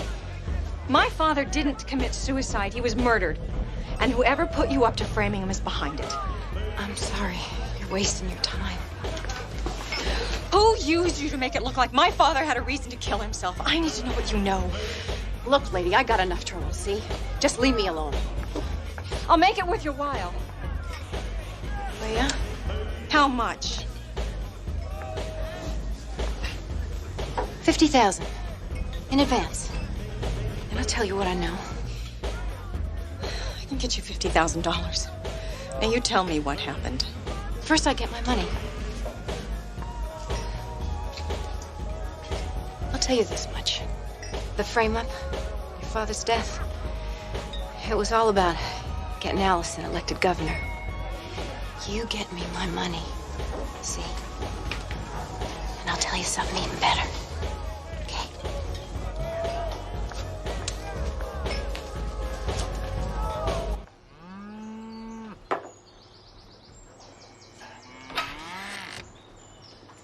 Morning.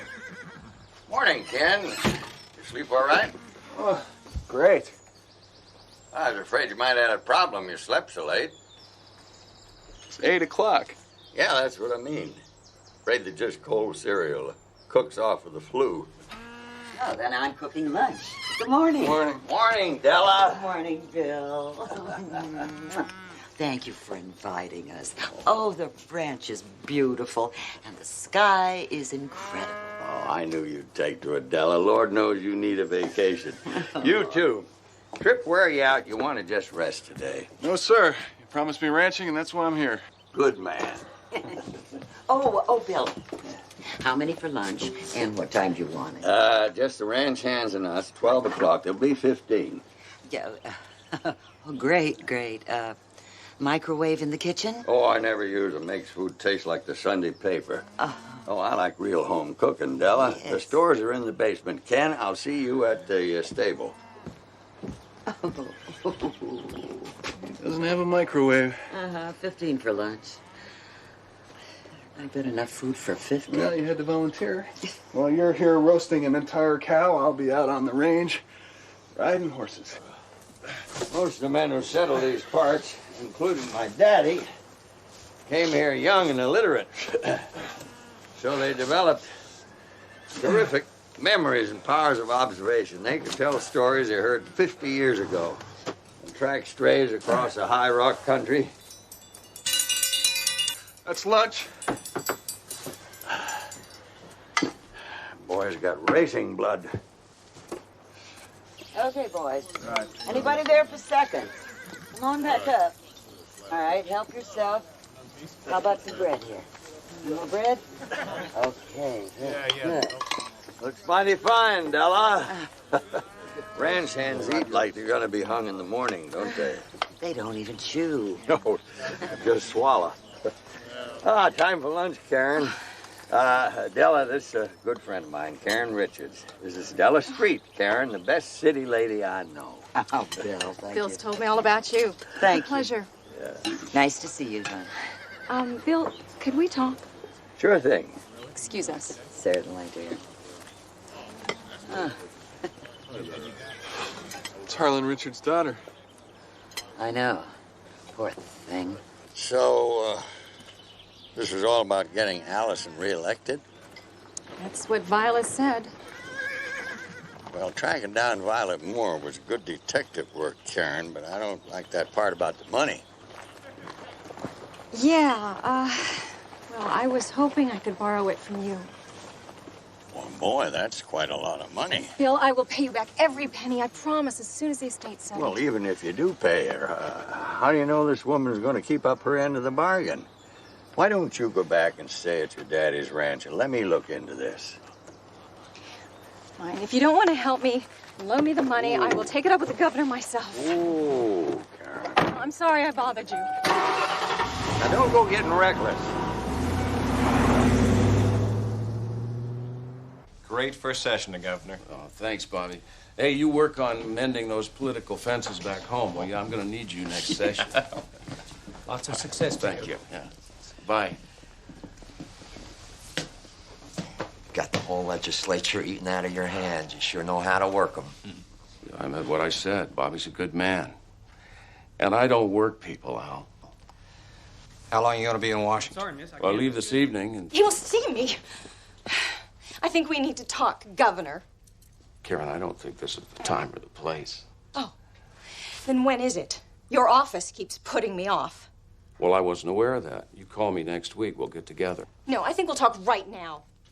I know what you've done.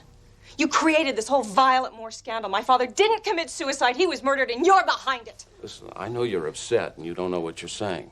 So you think about this and you call me when you can talk rationally. Rationally? You're a liar and a liar! Hey. Have her arrested for attempted assault and battery. No, that's all right.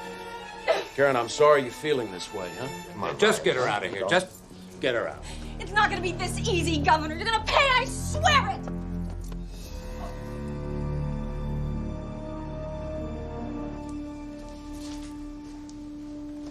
Governor Allison, what are you doing here? You'll miss your plane.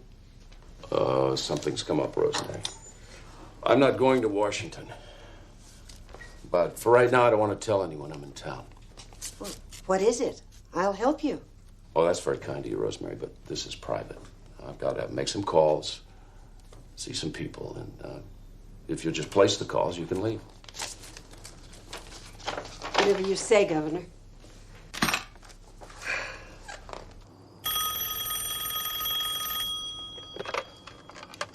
Hello? This is Governor Allison. I'd like to speak with you privately. If you think you can talk me into shutting up, you are wrong. Karen, I have questions of my own about your father's death. I want to hear what you know and investigate further. Are you trying to tell me you had nothing to do with this? Well, I didn't expect you to believe me, but I may have an idea who did this. You come to my office at 10 o'clock. I'll leave the side door open. I'll be waiting.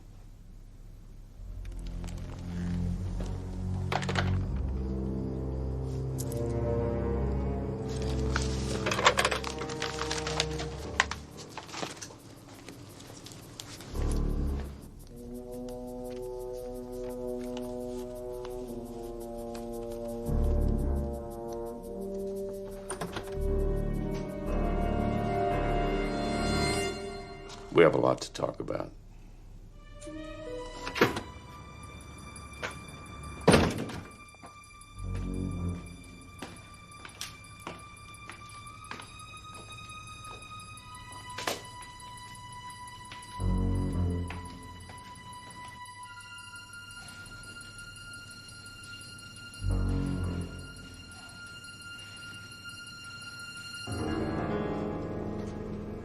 Governor Allison?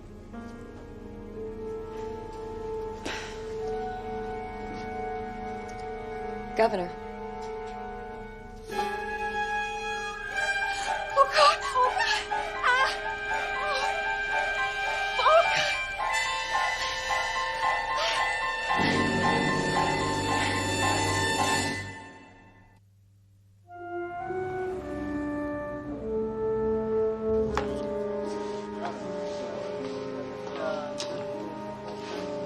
Sit down before he wears both out. When you got to the governor's office, did you see anyone else? No. The State House was deserted. Except for the security guard who found me in Allison's office. Was anyone leaving the building when you went in? No. Why? Well, I got bad news for you, so I'll give it to you straight. Governor Allison's wife, Emily, claims that she was with her husband in his office till 10 o'clock last night.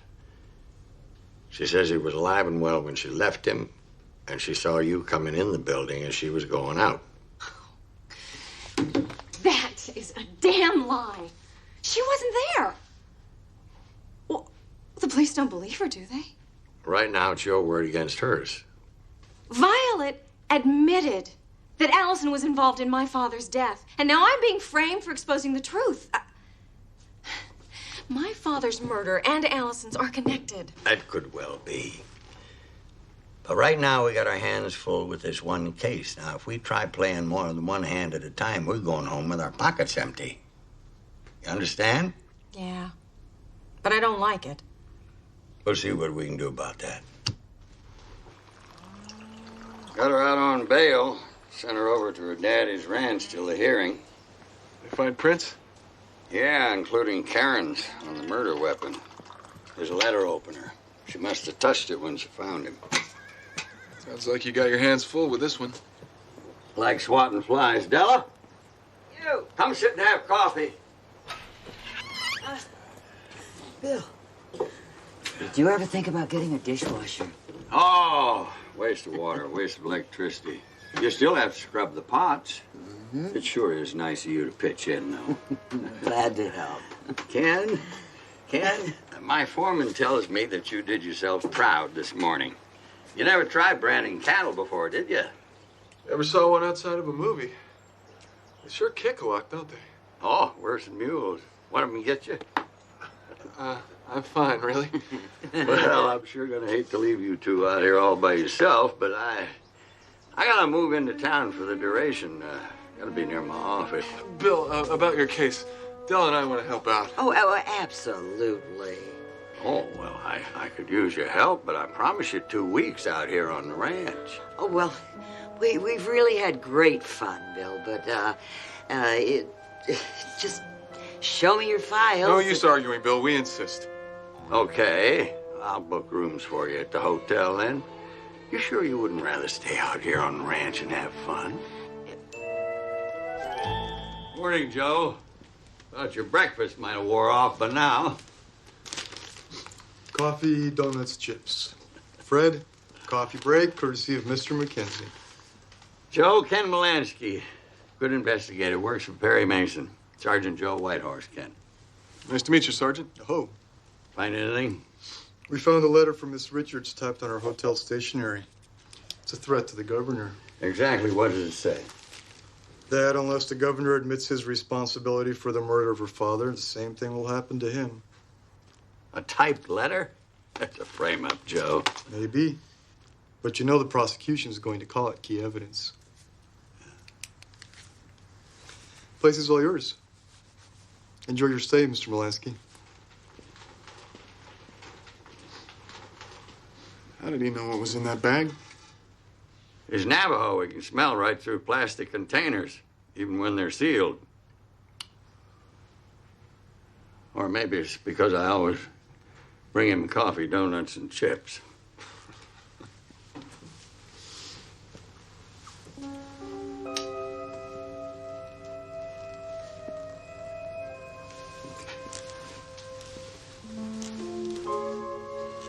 What's bothering you? Let's get our own photographer in here. Take a look around and see if anything catches your eye.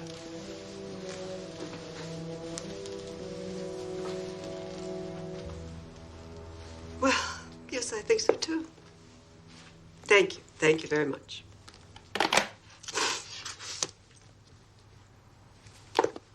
Bill McKenzie, you should be ashamed of yourself.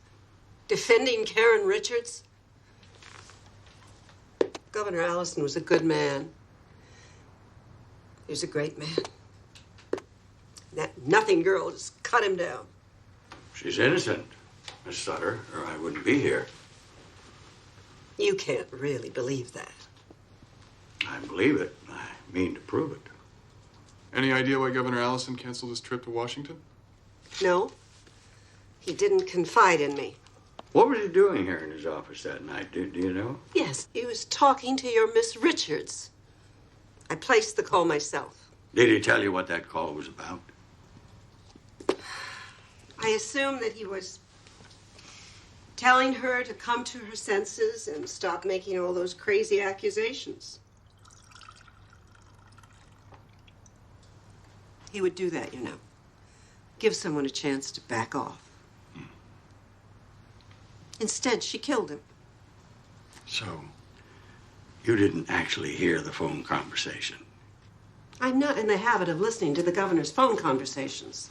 Oh, no offense, Miss Sutter. I just had to ask. Did the governor make any other phone calls that night? A few. I'd be much obliged if you give me those names. Here's his phone log. Uh-huh. So, let me see now. These people all knew that the governor was in his office that night and not on a plane to Washington. Well, that makes them all suspects, Miss Sutter. Does that include me? Oh, I hadn't thought of that. Thank you, Miss Sutter. Now, the names on that phone log were the only people who knew the governor would be in his office that night. Dan Dixon. Old political hack. He's been Speaker of the House since I was in diapers. John Orlando. Lieutenant Governor, smooth, slick. He came into office with Allison. Al Reinhardt. Young, aggressive, win at all costs. And Mrs. Emily Allison. Professional, sweet young thing. Now, Della, I'd be much obliged if you would dig real deep into their backgrounds. Shouldn't be too difficult. They're all public figures. Well, I can tell you plenty. Well, it's the private stuff we need. You know, the skeletons rattling around in their closets. This woman, Violet Moore, you told me about, is she still using the name Charlotte Webb and stripping in the same club? I don't know. Good question, Ken. Find Violet Moore. Now, Karen, we're going to go over that night once more. Again? From the beginning.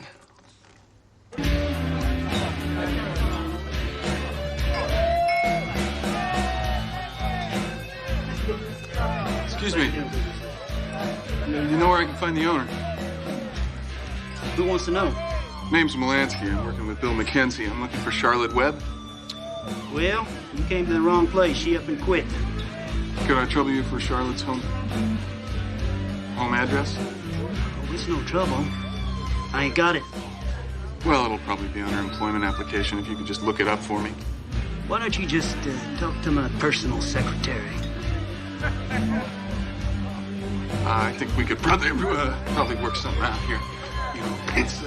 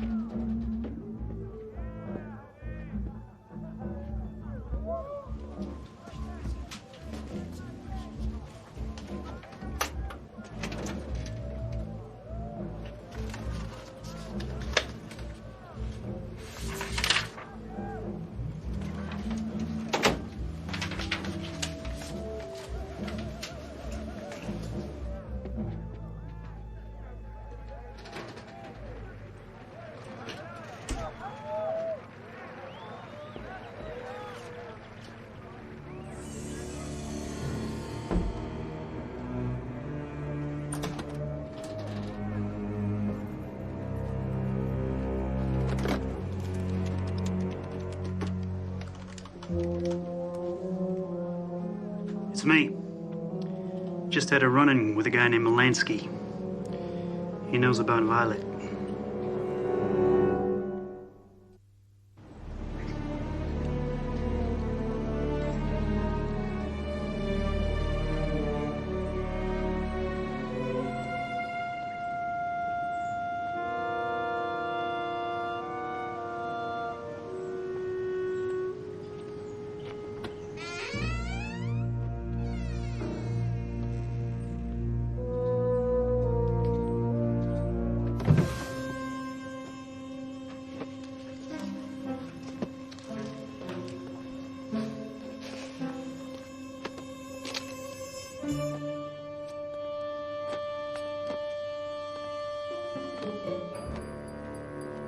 Looking for something.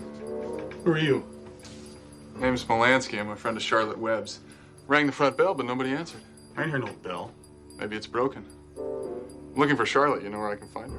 Right this minute. I suppose she's off somewhere doing something she likes. And you? You like throwing clothes around a room? Violet asked me to pack some of her things, and I'm afraid I'm not too tidy. And I'm afraid you're not telling the truth. I'm afraid you're right.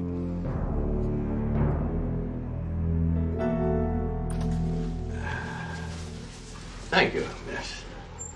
Ah, Mr. Mackenzie, what can I do for you? I guess you know I'm representing Karen Richards.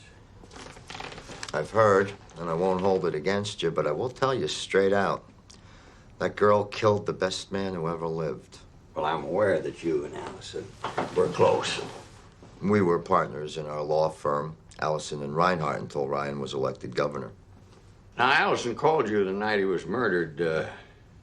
What do you want? Just to bounce around a couple ideas he had about the next session of legislature. That was the last time I spoke to Ryan. Forgive me if some of these questions are a little painful. There was an incident about a year ago. You and your wife were at a party where Allison was over imbibing in some of his favorite sipping whiskey. The three of you left together, and on the way home there was an accident, and your wife was killed. Is that right? That is right. I'm sorry. The way I hear it, you were so taken up with grief you couldn't work for a couple of months. No, Ryan kindly gave me a leave of absence. Now, you and Allison both reported that you were the one driving that night, that you hadn't been drinking, so you took the wheel. Well, that's exactly what happened. Officially, yeah, but the rumor circling around town is that Allison was driving drunk. And that you took the blame because if he'd been charged with a drunk driving felony, he'd never been elected. That's not a rumor. That's a lie spread by Ryan's political enemies, and you shouldn't listen to them. I try not to. Well, then why are you bringing it up? What does that accident have to do with Ryan's murder? It could make you a suspect. Me? That is a libelous and malicious accusation, sir. It's not an accusation. Oh, I'm just supposing. I don't make accusations I can't back up. Then use your head, man. If I was so loyal to Governor Allison that I take the blame for an accident he caused, why would I turn around and kill him? I don't have the answer to that. But one answer might be that once Allison was reelected and you didn't need him anymore, you could do what you wanted to all along. Kill the man who caused your wife's death. Just supposing. I won't take up any more of your time. Thank you, Mr. Reinhardt.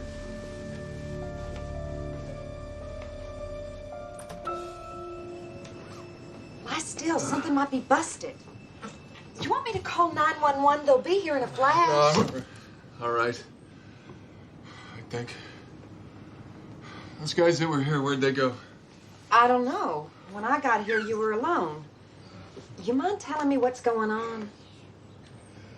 First, my name's Ken Molansky. Hello. Hello, Jennifer Taylor. I live here. What are you doing here? I'm looking for Charlotte Webb. Oh, we're roommates. Just for the last few months. Before her, I roomed with this fella named Ted. Took off with my stereo. Looks like you have bad luck with roommates. Charlotte isn't Charlotte. She's Violet Moore, the woman who got Harlan Richards involved in a sex scandal. You mean I've been sleeping under the same roof as a celebrity and I didn't even know? Are you a reporter? Ask me anything. She always drank Diet Cola for breakfast. Look, I'm not a reporter. I'm looking for Violet because she's in trouble. Somebody's after her. You mean bad guys? Well, they're not Boy Scouts. Violet. She's in real trouble? I have to find her before they do. Can you help me, Jennifer? You kidding? Look, I work down at the Sew and Save. 17 locations throughout the state to serve your homemaking needs. Help you save a celebrity from bad guys? Life don't get more exciting. Let's hope not. What can you tell me about Violet? She was a cat in a room full of rocking chairs, always about to fly out of her skin. Then, last night, she tells me she's going to check into a motel for a couple of nights. She doesn't say why. Wants me to come back and pack up her stuff and bring it to her. That's why I came home early. Well, where is this motel? I'll show it to you. Well, why not tell me? No, sir. When reporters come around hunting down this story, I want to know what happened. You'll probably wind up on Geraldo. Come on, let's go. Wait till the girls at the so-and-so hear about this. Hey, why don't you put a sign up out there in that parking lot warning folks about the fresh asphalt? I could have ruined my best boots. Guess the state expects folks to know that every time the thermometer hits 90 degrees, it gets a little sticky. Well, let me have some newspaper, will you? Great blue salted snakes. Oh, you want a drink, McKenzie? No. Just let me have some paper. I want to clean my boots. We can reschedule. No, let's get on with it. Now, look, the governor called you the night he was killed, so that means you knew he wasn't going to Washington. Of course I knew. Governor never changed plans without informing me first. Now, we were friends as well as colleagues. I reckon you need all the friends you can get when you're being investigated by the State Ethics Committee. Oh, now, Mr. McKenzie, you don't want to believe all that talk about my taking bribes. You're savvy enough to know that those charges are trumped up by my political opponents. Boy, oh, that sounds like a campaign speech to me. Allison always sided you against your opponents, didn't he? Until lately. Right to the end. He was always standing right there beside me. Officially, yeah. But I've been going over all the governor's press statements about you, and I don't believe he ever once said that you didn't do anything wrong. Just said he wouldn't interfere with the investigating committee. Well, that was the proper thing for him to do. But not too supportive. Just what is your point, Mr. McKenzie? My point is this. If Allison was still alive, you'd be out there alone now, twisting in the wind. You're saying Ryan's death benefits me? Well, everybody knows you and Lieutenant Governor Orlando are close. Now he's the governor. And I see by this morning's paper that your investigation's been put on hold now. Isn't that coincidental? Doesn't that give you a pretty good motive for murder? You know, LBJ used to spin out stories like that. All speculation, what ifs. Some folks took offense, but I always found it delightful. You know, imagination makes a politician interesting. But I never did like it very much in a lawyer, concerned as he should be with the facts. Now, the night Ryan Allison died, he gave me his solemn promise that he'd stand by me in my committee fight. Your voice is sincere. Your smile is steady, and you look a man straight in the eyes when you're making a point. If I was a voter, I'd be downright dazzled. Instead, I'm sitting here trying to figure out whether what you're telling me is a God's honest truth or an LBJ story. I'll try to take that as a compliment, Mr. McKenzie. That promise he made, the one he gave you the night you met him in his office. No, I never did see the governor that night. I only spoke to him on the phone. I spent most of that evening taking my ease at the Cattlemen's Club, where I've been a member for years. Join me there for dinner some night.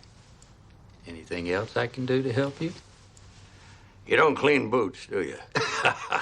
Mr. Dixon, I'm sure we'll be speaking again.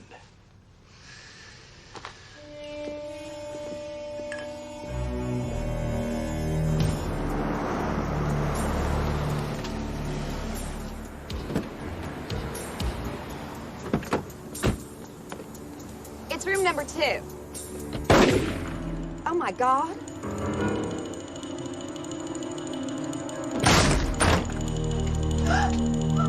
Ryan's dead! Oh, my God! Oh.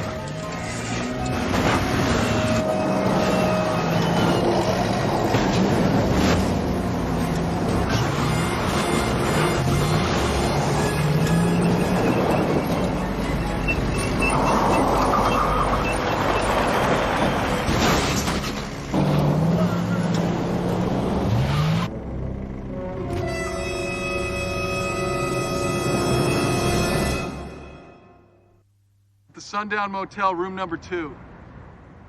Yes, Violet Moore. Yes, she's dead. Look, I gotta get back there. Molansky, Ken Molansky. M-A-L, just like it sounds.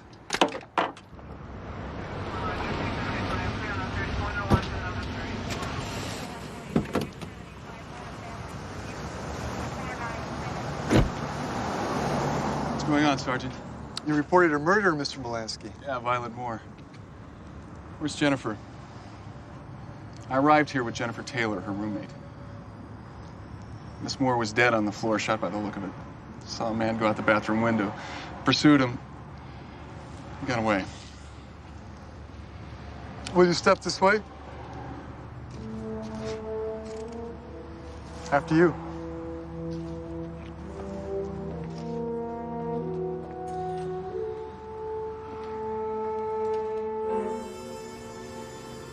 Where's the body? Where's Jennifer? Not here. We checked every room in the motel. No sign of Violet Moore or anything that looks like a murder. I don't get it. This is your idea of a joke, Mr. Molansky? This is no joke. Then get some rest, Mr. Molansky.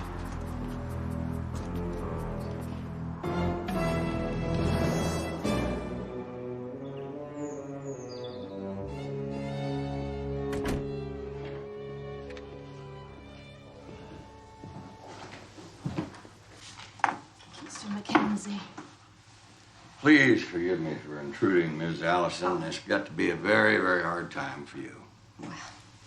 Would you like some coffee? No, thank you, ma'am. Something stronger? No, I'm fine. No? All right. Please. Thank you.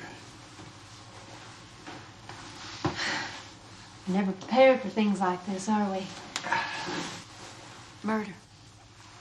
Happens to other people. People we don't know. I still expect Ryan to come through that door. Yes, ma'am. His friends and colleagues have been so wonderful to me. They've sent letters and cards and stopped by to see me. I've given each one of them something of Ryan's to remember him by. Well, wasn't that thoughtful? How can you defend Karen Richards? I know who you are, and I know what people say about you. I thought you were an honorable man. I'm a particular man, Mrs. Allison, and a fortunate one. I'm not obliged to defend anybody that I don't believe to be innocent. Karen Richards is innocent. Why did you come here? I need to ask you a few questions, and you don't have to respond, of course, but I thought maybe the answers might come easier here in the comfort of your home than in court. Questions? The night your husband was killed, can you tell me what you did and saw?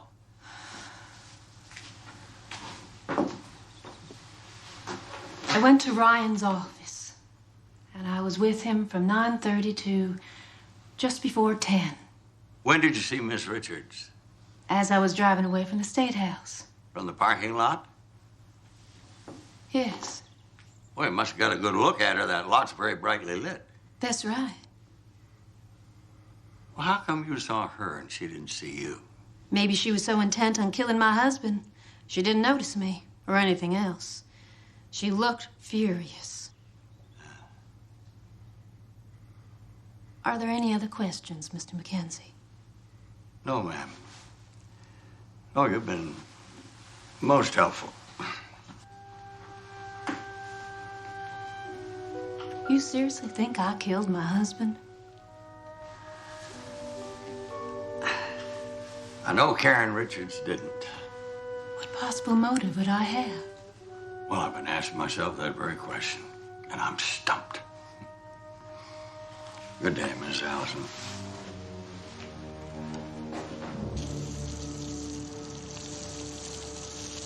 Excuse me. I was wondering if you know your neighbor, Charlotte Webb? Oh, sure. Pretty girl. We ain't spoke, but we've waved. What about a roommate, Jennifer Taylor? She ain't got a roommate. This pretty girl. Brown hair about this tall? Nope, never seen her. Excuse me, I got washed soaking. Mind you, don't forget my flower box.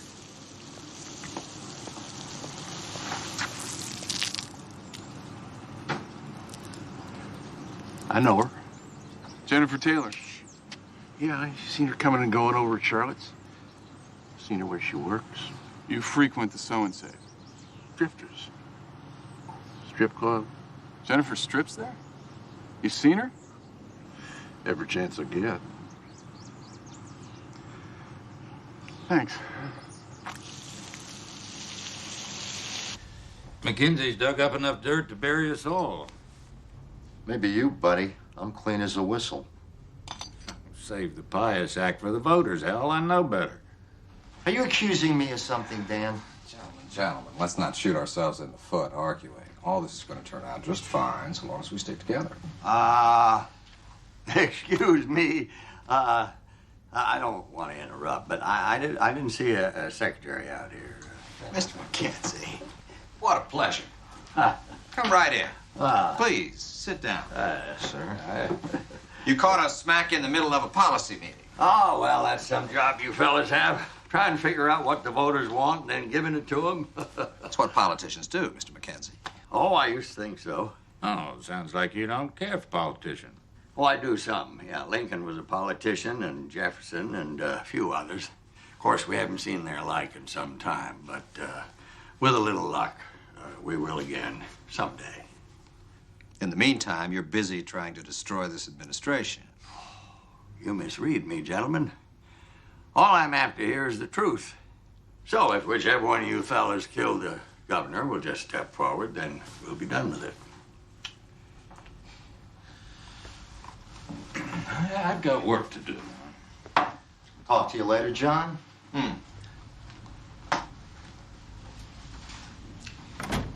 don't really believe one of them did it. I believe Karen Richards didn't. What about me?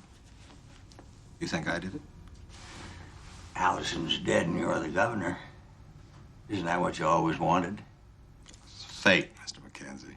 Could be. Can you tell me where you were the night Allison was killed? Surely. I was at a fundraising dinner at the Drake Hotel from about 7 till midnight. Governor Allison called me there about 9. You didn't go to the State House to see him that night? No, we just spoke on the phone. You're welcome to check that with the folks at the fundraiser. All 250 of them. I will, Governor. I'll check them all. Yes, I do believe you will. In that case, there is something I should add. Yeah. During the course of that evening, I met a young lady, very attractive, keen interest in politics. We went upstairs to my hotel suite where we spent an hour in private. You understand, Mr. McKenzie, that no gentleman would reveal that young lady's name.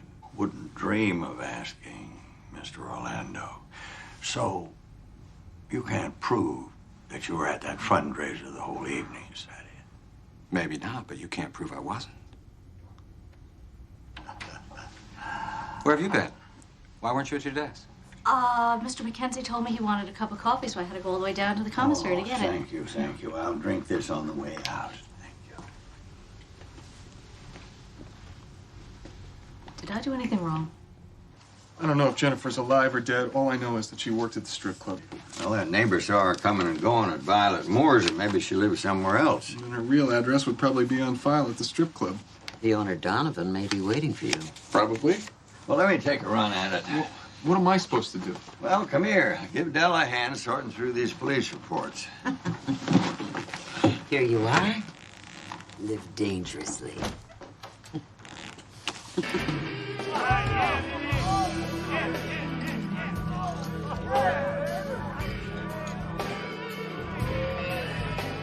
I'm Bill McKenzie. I need to get a look at Jennifer Taylor's employment file. Forget about it. You're not getting nothing but right out of here. Hey, Will?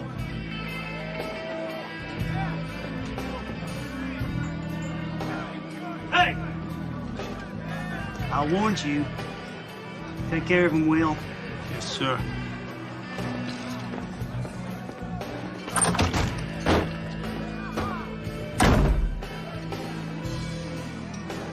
You okay, Mr. McKenzie? Yeah, I'm fine. Well, how are you? You and your brother staying out of trouble? When you got my kid brother off on that murder rap, I promised you that I'd keep us both clean. Good man. Give me a hand here, Will. See if you can find an address on Jennifer Taylor. Sure, Mr. McKenzie. I'll make it sound good. Oh! Ah!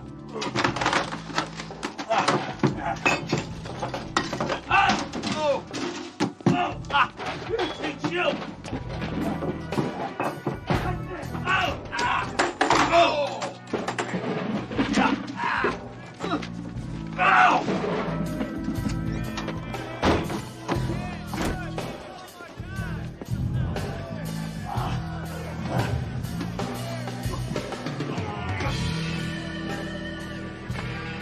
Nice work, Will.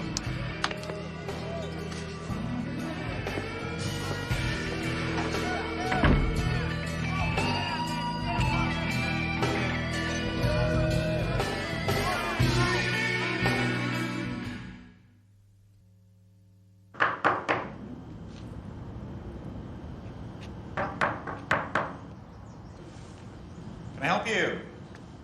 Yeah, I'm looking for the manager. That's me. I'm a friend of Jennifer Taylor's. I tried knocking, but I guess she's not there. Any idea where she is? She said she had to go away for a couple of days. I said I'd feed her cat. How do you like that? She left already. I guess that's why she left a message for me to check on the cat. There's nothing wrong with the cat. Did you feed it? I was just going to. I think I'd better have a look. Looks like I got here just in time. This cat's in terrible shape. I fed it yesterday. Yesterday? This is a pedigreed Balkanese. Pedigreed? Yeah, misses one meal, it throws his whole metabolism off. Do you have any idea what a cat like this cost? I thought it was just a stray. Yeah, well, if people knew what this cat was worth, it wouldn't be safe. Look, if you got things to do, I can take it from here. It's okay, sweetheart. Oh, yeah. Sure. You need anything, let me know. Yeah.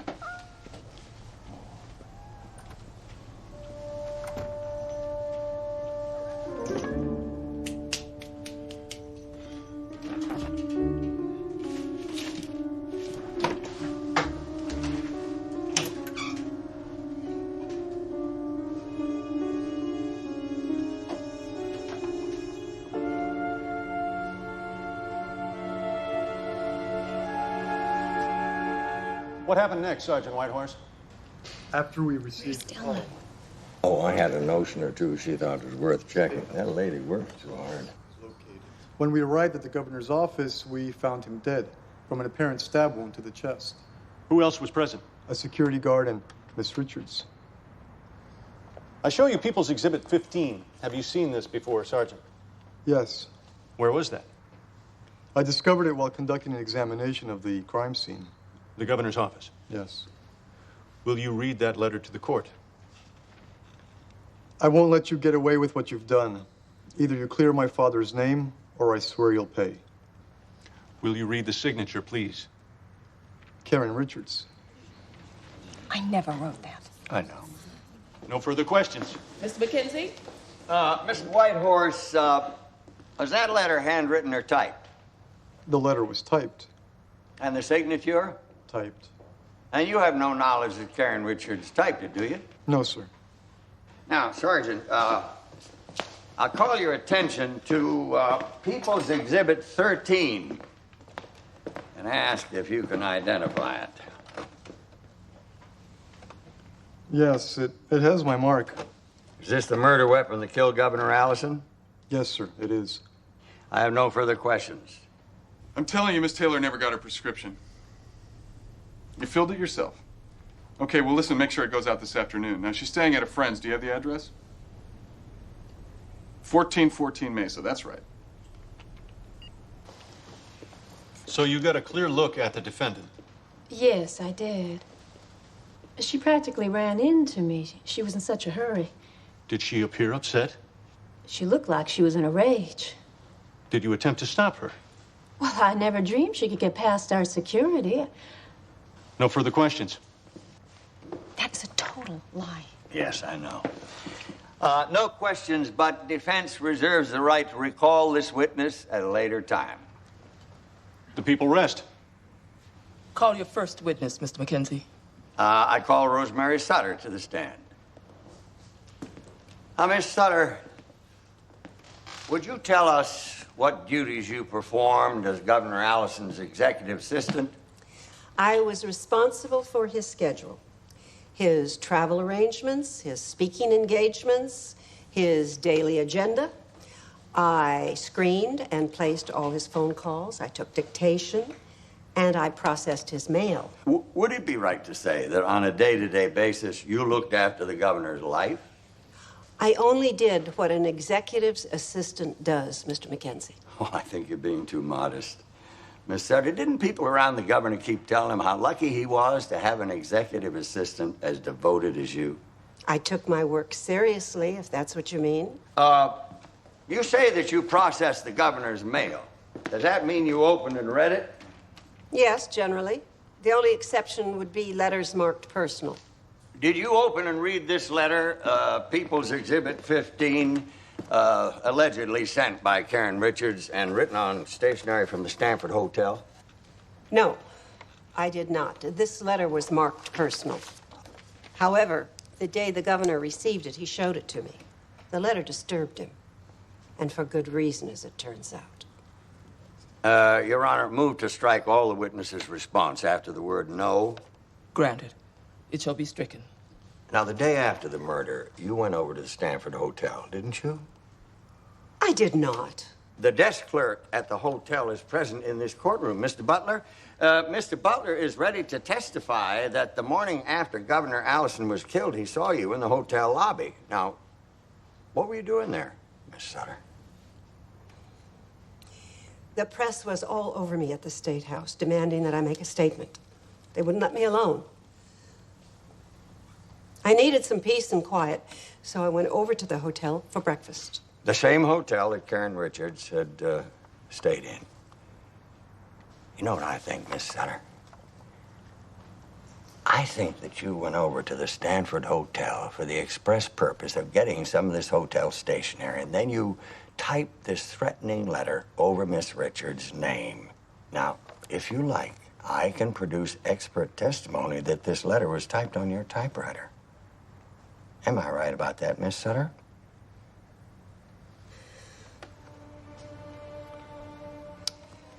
Your Honor, would you please direct the witness to answer the question? Miss Sutter? I didn't want the press or the police to go snooping into the governor's private affairs, starting rumors about him, creating scandal.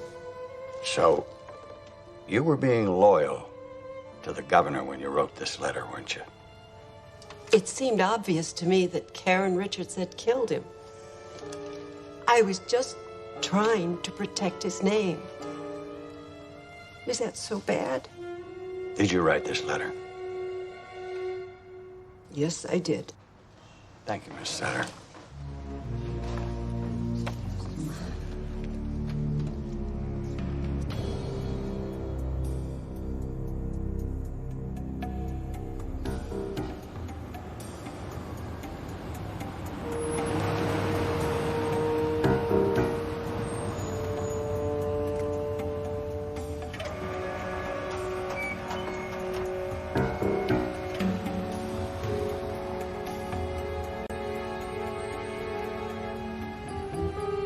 Prescription for Miss Taylor, if you sign here. Take it. Thanks. You?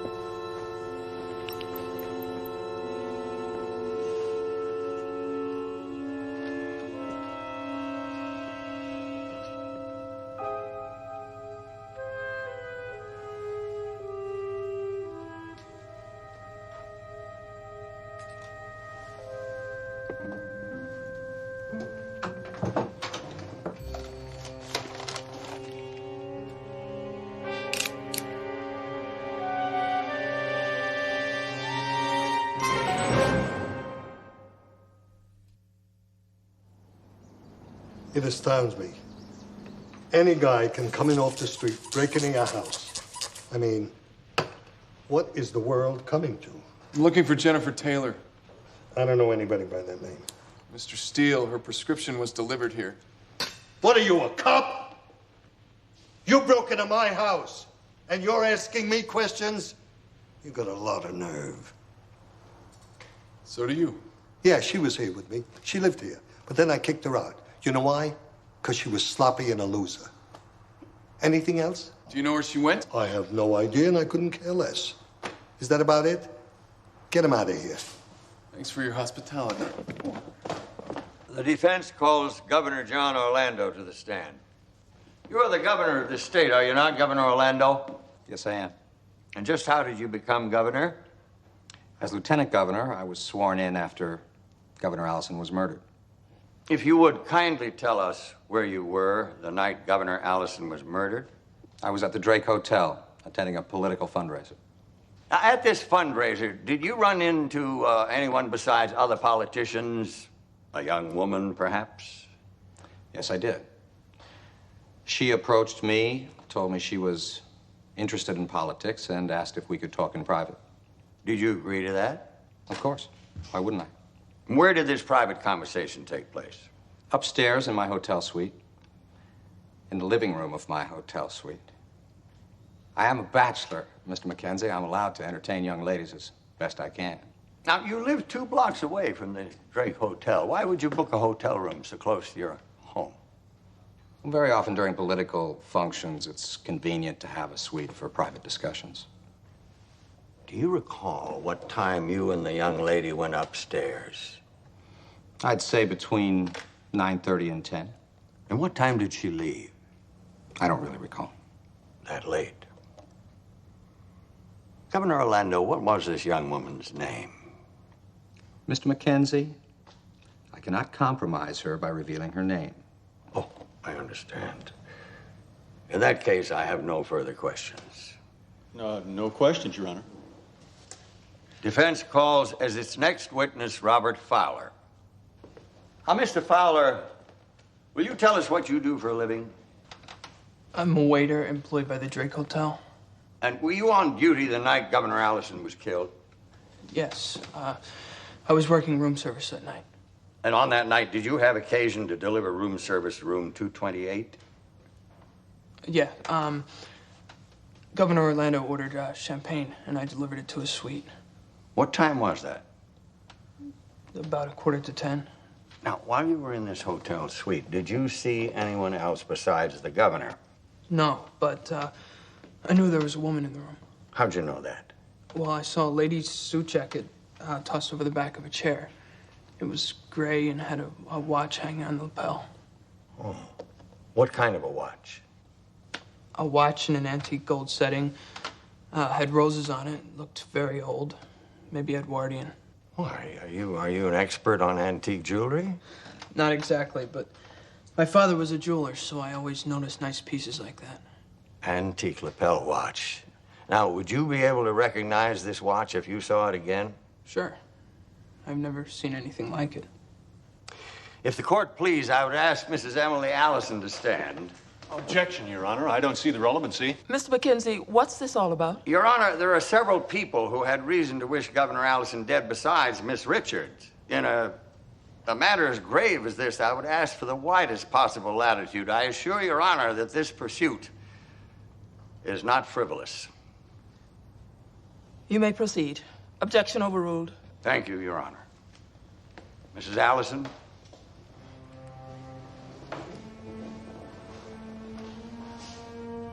Mrs. Allison. Thank you. So that Mr. Fowler can get a better look at that lapel watch you're wearing. Thank you.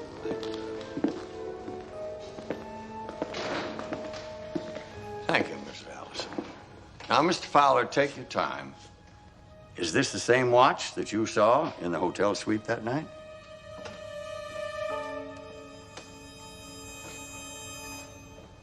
The same. Thank you, Mr. Fowler. No more questions? No questions. Defense calls Emily Allison to the stand. Mrs. Allison, you've heard Mr. Fowler's testimony. Now, remembering that you're under oath, were you the woman in the hotel suite with Governor Orlando that night? Yes, I was. What were you doing there with the governor?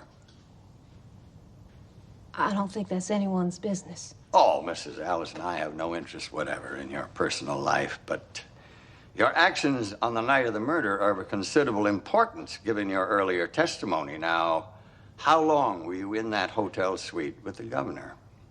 I don't recall. What if I told you that I could produce a witness who would swear that you were there for over an hour? That's possible. Now, in your earlier testimony, you stated that you went to your husband's office the night he was killed and stayed with him till almost 10 o'clock. Am I correct? Yes. Yet we now know you were with Governor Orlando at that hour. You also stated that as you left the State House, you saw Karen Richards going in. Am I correct? Yes. Now that your memory has had time to sort itself out, Mrs. Allison, would you like to reconsider your testimony?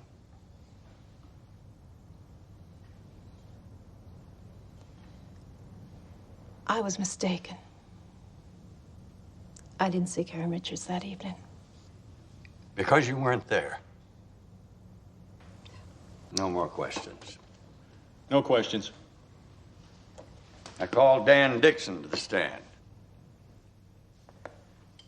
Mr. Dixon, did you speak to Governor Allison the night he was killed? Yes, I did. I spoke to him on the phone. Not face to face in his office? I was at the Cattlemen's Club all night, till almost midnight. Well, now that's an interesting point, Mr. Dixon. On the day Governor Allison was killed, legislature adjourned. After everybody left, maintenance men filled in a lot of potholes in the parking lot with fresh asphalt. Late that night, the asphalt was still soft. Now, if I told you that the imprint of your tire tread was found in that asphalt, Mr. Dixon, could that freshen up your recollection? No, I might have driven over there the next morning. Oh, no. The asphalt was hard in the morning. You were there that night, weren't you? I went there to ask him to back me against the committee that's investigating me. So, you were alone with Governor Allison in his office that night, distraught over the possible ruination of your career, and you want us to believe that you did not have the motive and the opportunity to kill him? I wasn't alone. I brought someone with me. Who was that? Mr. Clayton Morley. He's the contractor who's been accused of making payoffs to get state business thrown his way. Well, he wanted to make his appeal to the governor in person. So, he went in with me, and he came out with me. Bring him in and ask him. Nothing further. No questions. Court is adjourned until tomorrow at 9 a.m.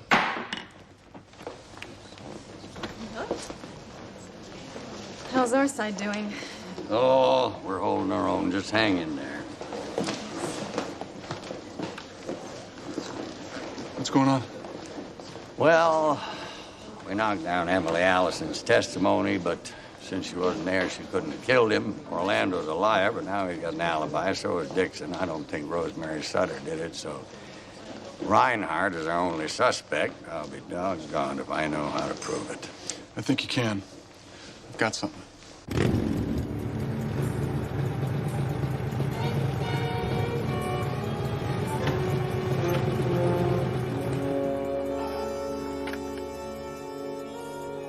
Mr. Steele is expecting me.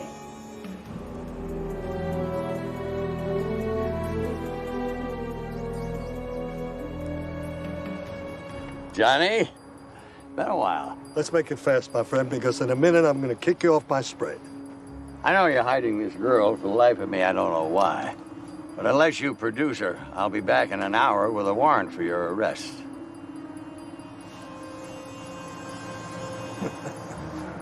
For what? Obstruction of justice. Obstruction of justice. Listen, cowboy, you'll never make it stick. You're concealing a witness crucial to a murder investigation. That's a chargeable offense. Now make sure it sticks. Bill! Look what I found.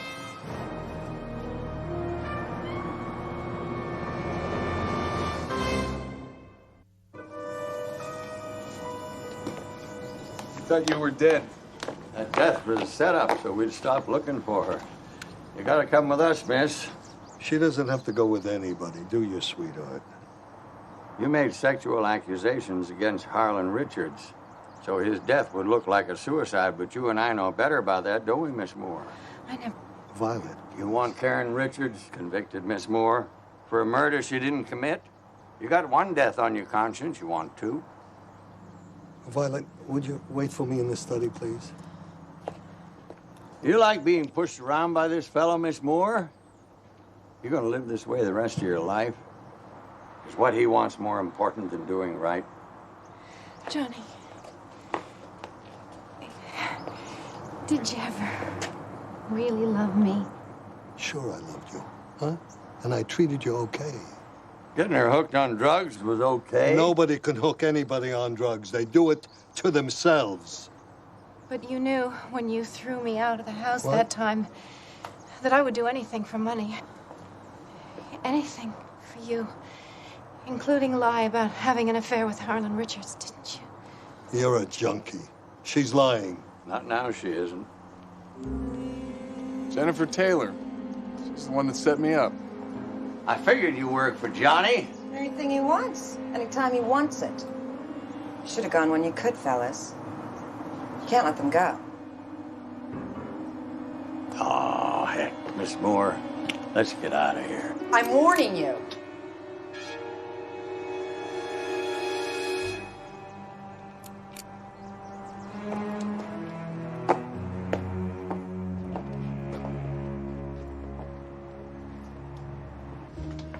Bill. You got those photos of the crime scene? And the photos of the office from the governor's files.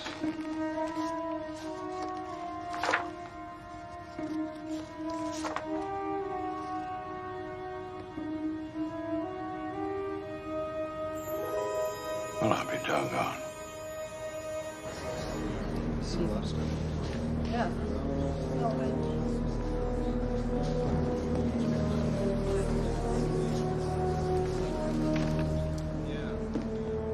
All right.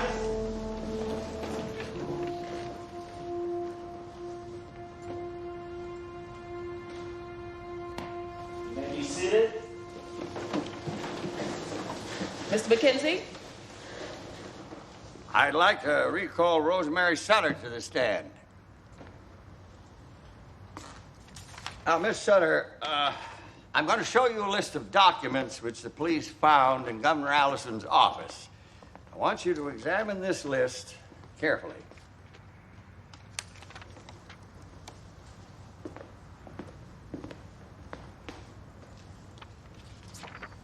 Now, to the best of your knowledge, is this list complete?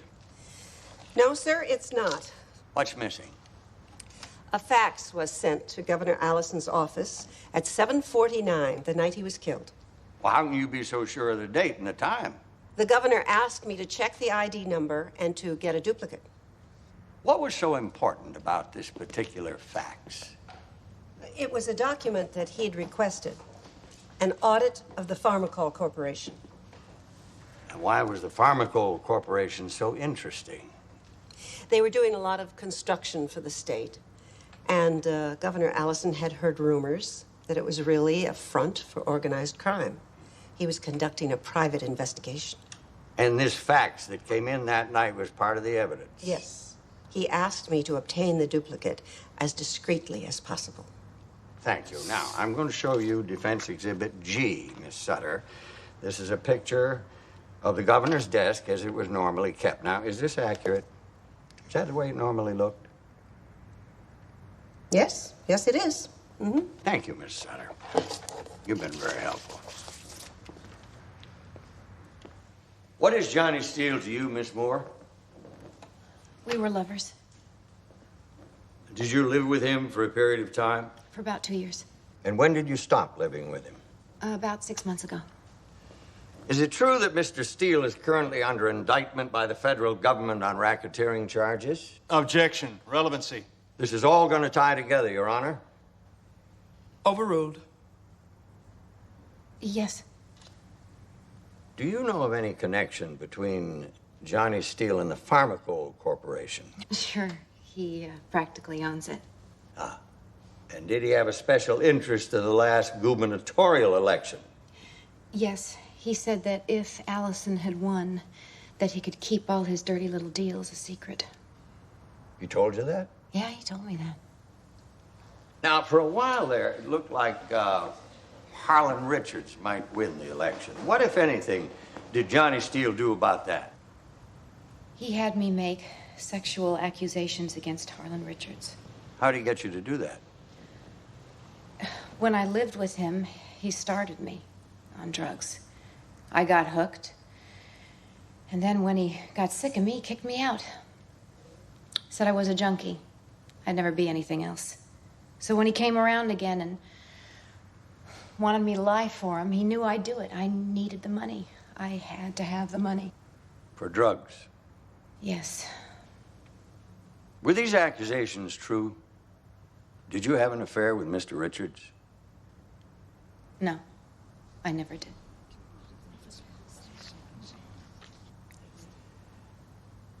Miss Moore, are you telling this court that Johnny Steele convinced you to tell a lie that was going to ruin a decent man's reputation? Yeah, but it wasn't Johnny's idea. See, he said he had no choice in the matter, that he had to do it for his partner. Who was his partner? Al Reinhardt, the Attorney General.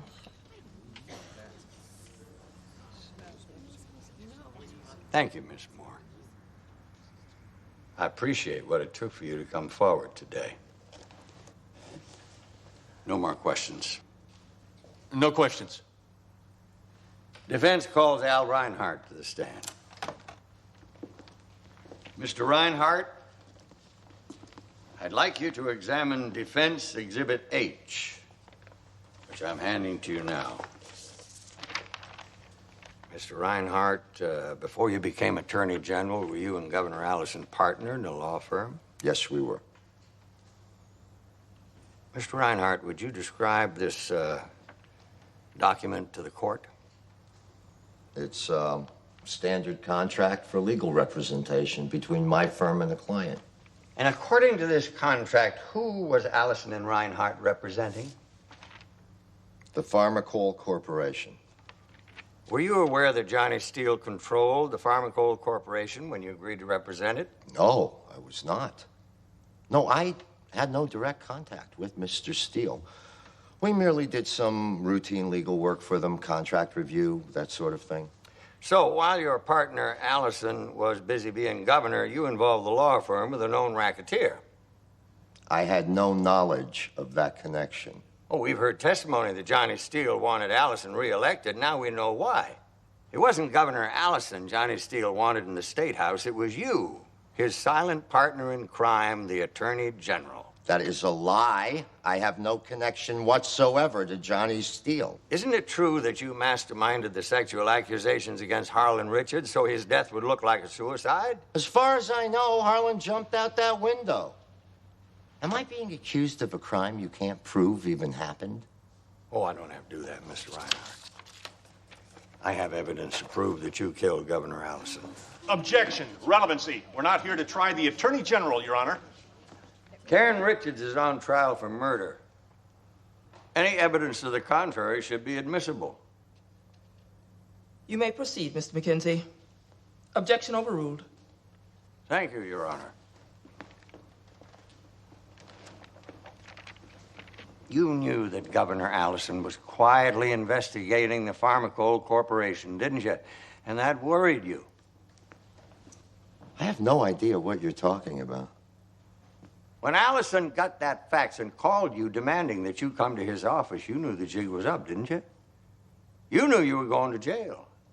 And you figured the only way to save your neck was to kill him. Now, that's how it went, wasn't it? No.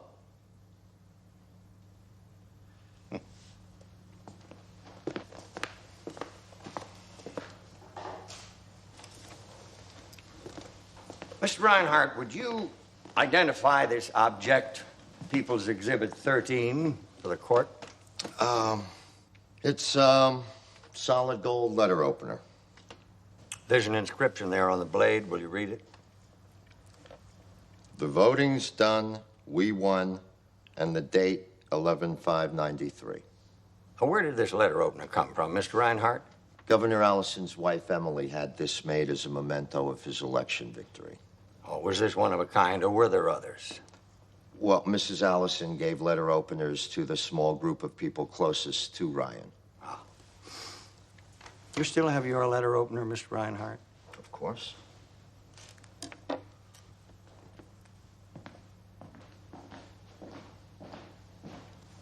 going to show you Defense Exhibit J, a receipt from Tyler's Jewelers over on Alma Street. It's a bill for a letter opener they made for you with the inscription, "The voting's done, we won," and the date 11/5/93. What do you know about this, Mr. Reinhardt? I lost the letter opener Mrs. Allison gave me when I moved into my new office in the State House, so I asked my assistant to order a copy. An identical copy? Of course. It's not what you got. It wasn't identical. My copy was identical in every respect. Except one. Now, it always bothered me how someone having a heated argument with the governor could have taken the letter opener off his desk and then crossed clear around and stab him with it without his trying to get up and defend himself. But just supposing. What if he wasn't stabbed with his own letter opener? What do you think of that, Mr. Reinhardt? I wouldn't know. Oh, but you would, Mr. Reinhardt. You took this letter opener, the one you had made from your office to use as a weapon when Allison called you in on the carpet. After you stabbed him with it, you took the one on the governor's desk with you when you left, thinking that nobody would ever notice the exchange. But fate was toiling against you, Mr. Reinhardt. The original letter openers were solid gold.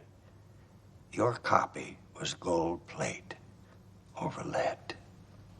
It says so right here on this receipt. With the district attorney's permission, we'll demonstrate. No objection.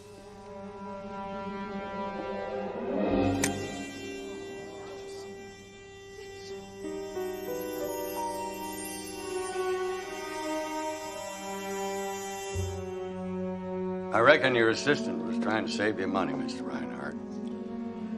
The murder weapon was your letter opener, wasn't it?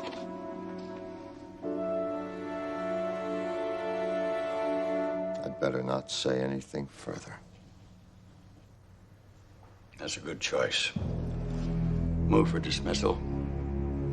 People have no objection. Case dismissed. Court is adjourned.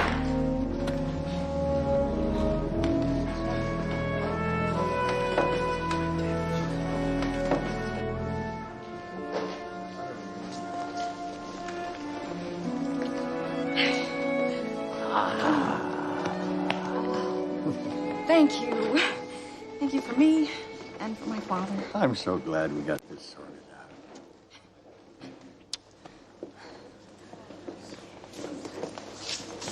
Congratulations, Bill. Ken, I never could have done it without you. Come on, let's go back to the ranch and have some fun. I wouldn't want to put you out. Oh, put me out. Listen, I can use your help. You know, I got the sweetest little vegetable garden that Della is just going to love. Della asked me to give you this. Wait a minute, doggone it. Seems like Della's best friend Lila has sprained her ankle, and Della has gone to Hawaii to help her out. Hawaii? That's quite a trip. Well, Ken, it's just you and me. Listen, we got fences to mend, stalls to clean Bill, out. thanks, but oh, you know... don't thank me. This is a treat. Come on. If you're waiting for me, you're backing up.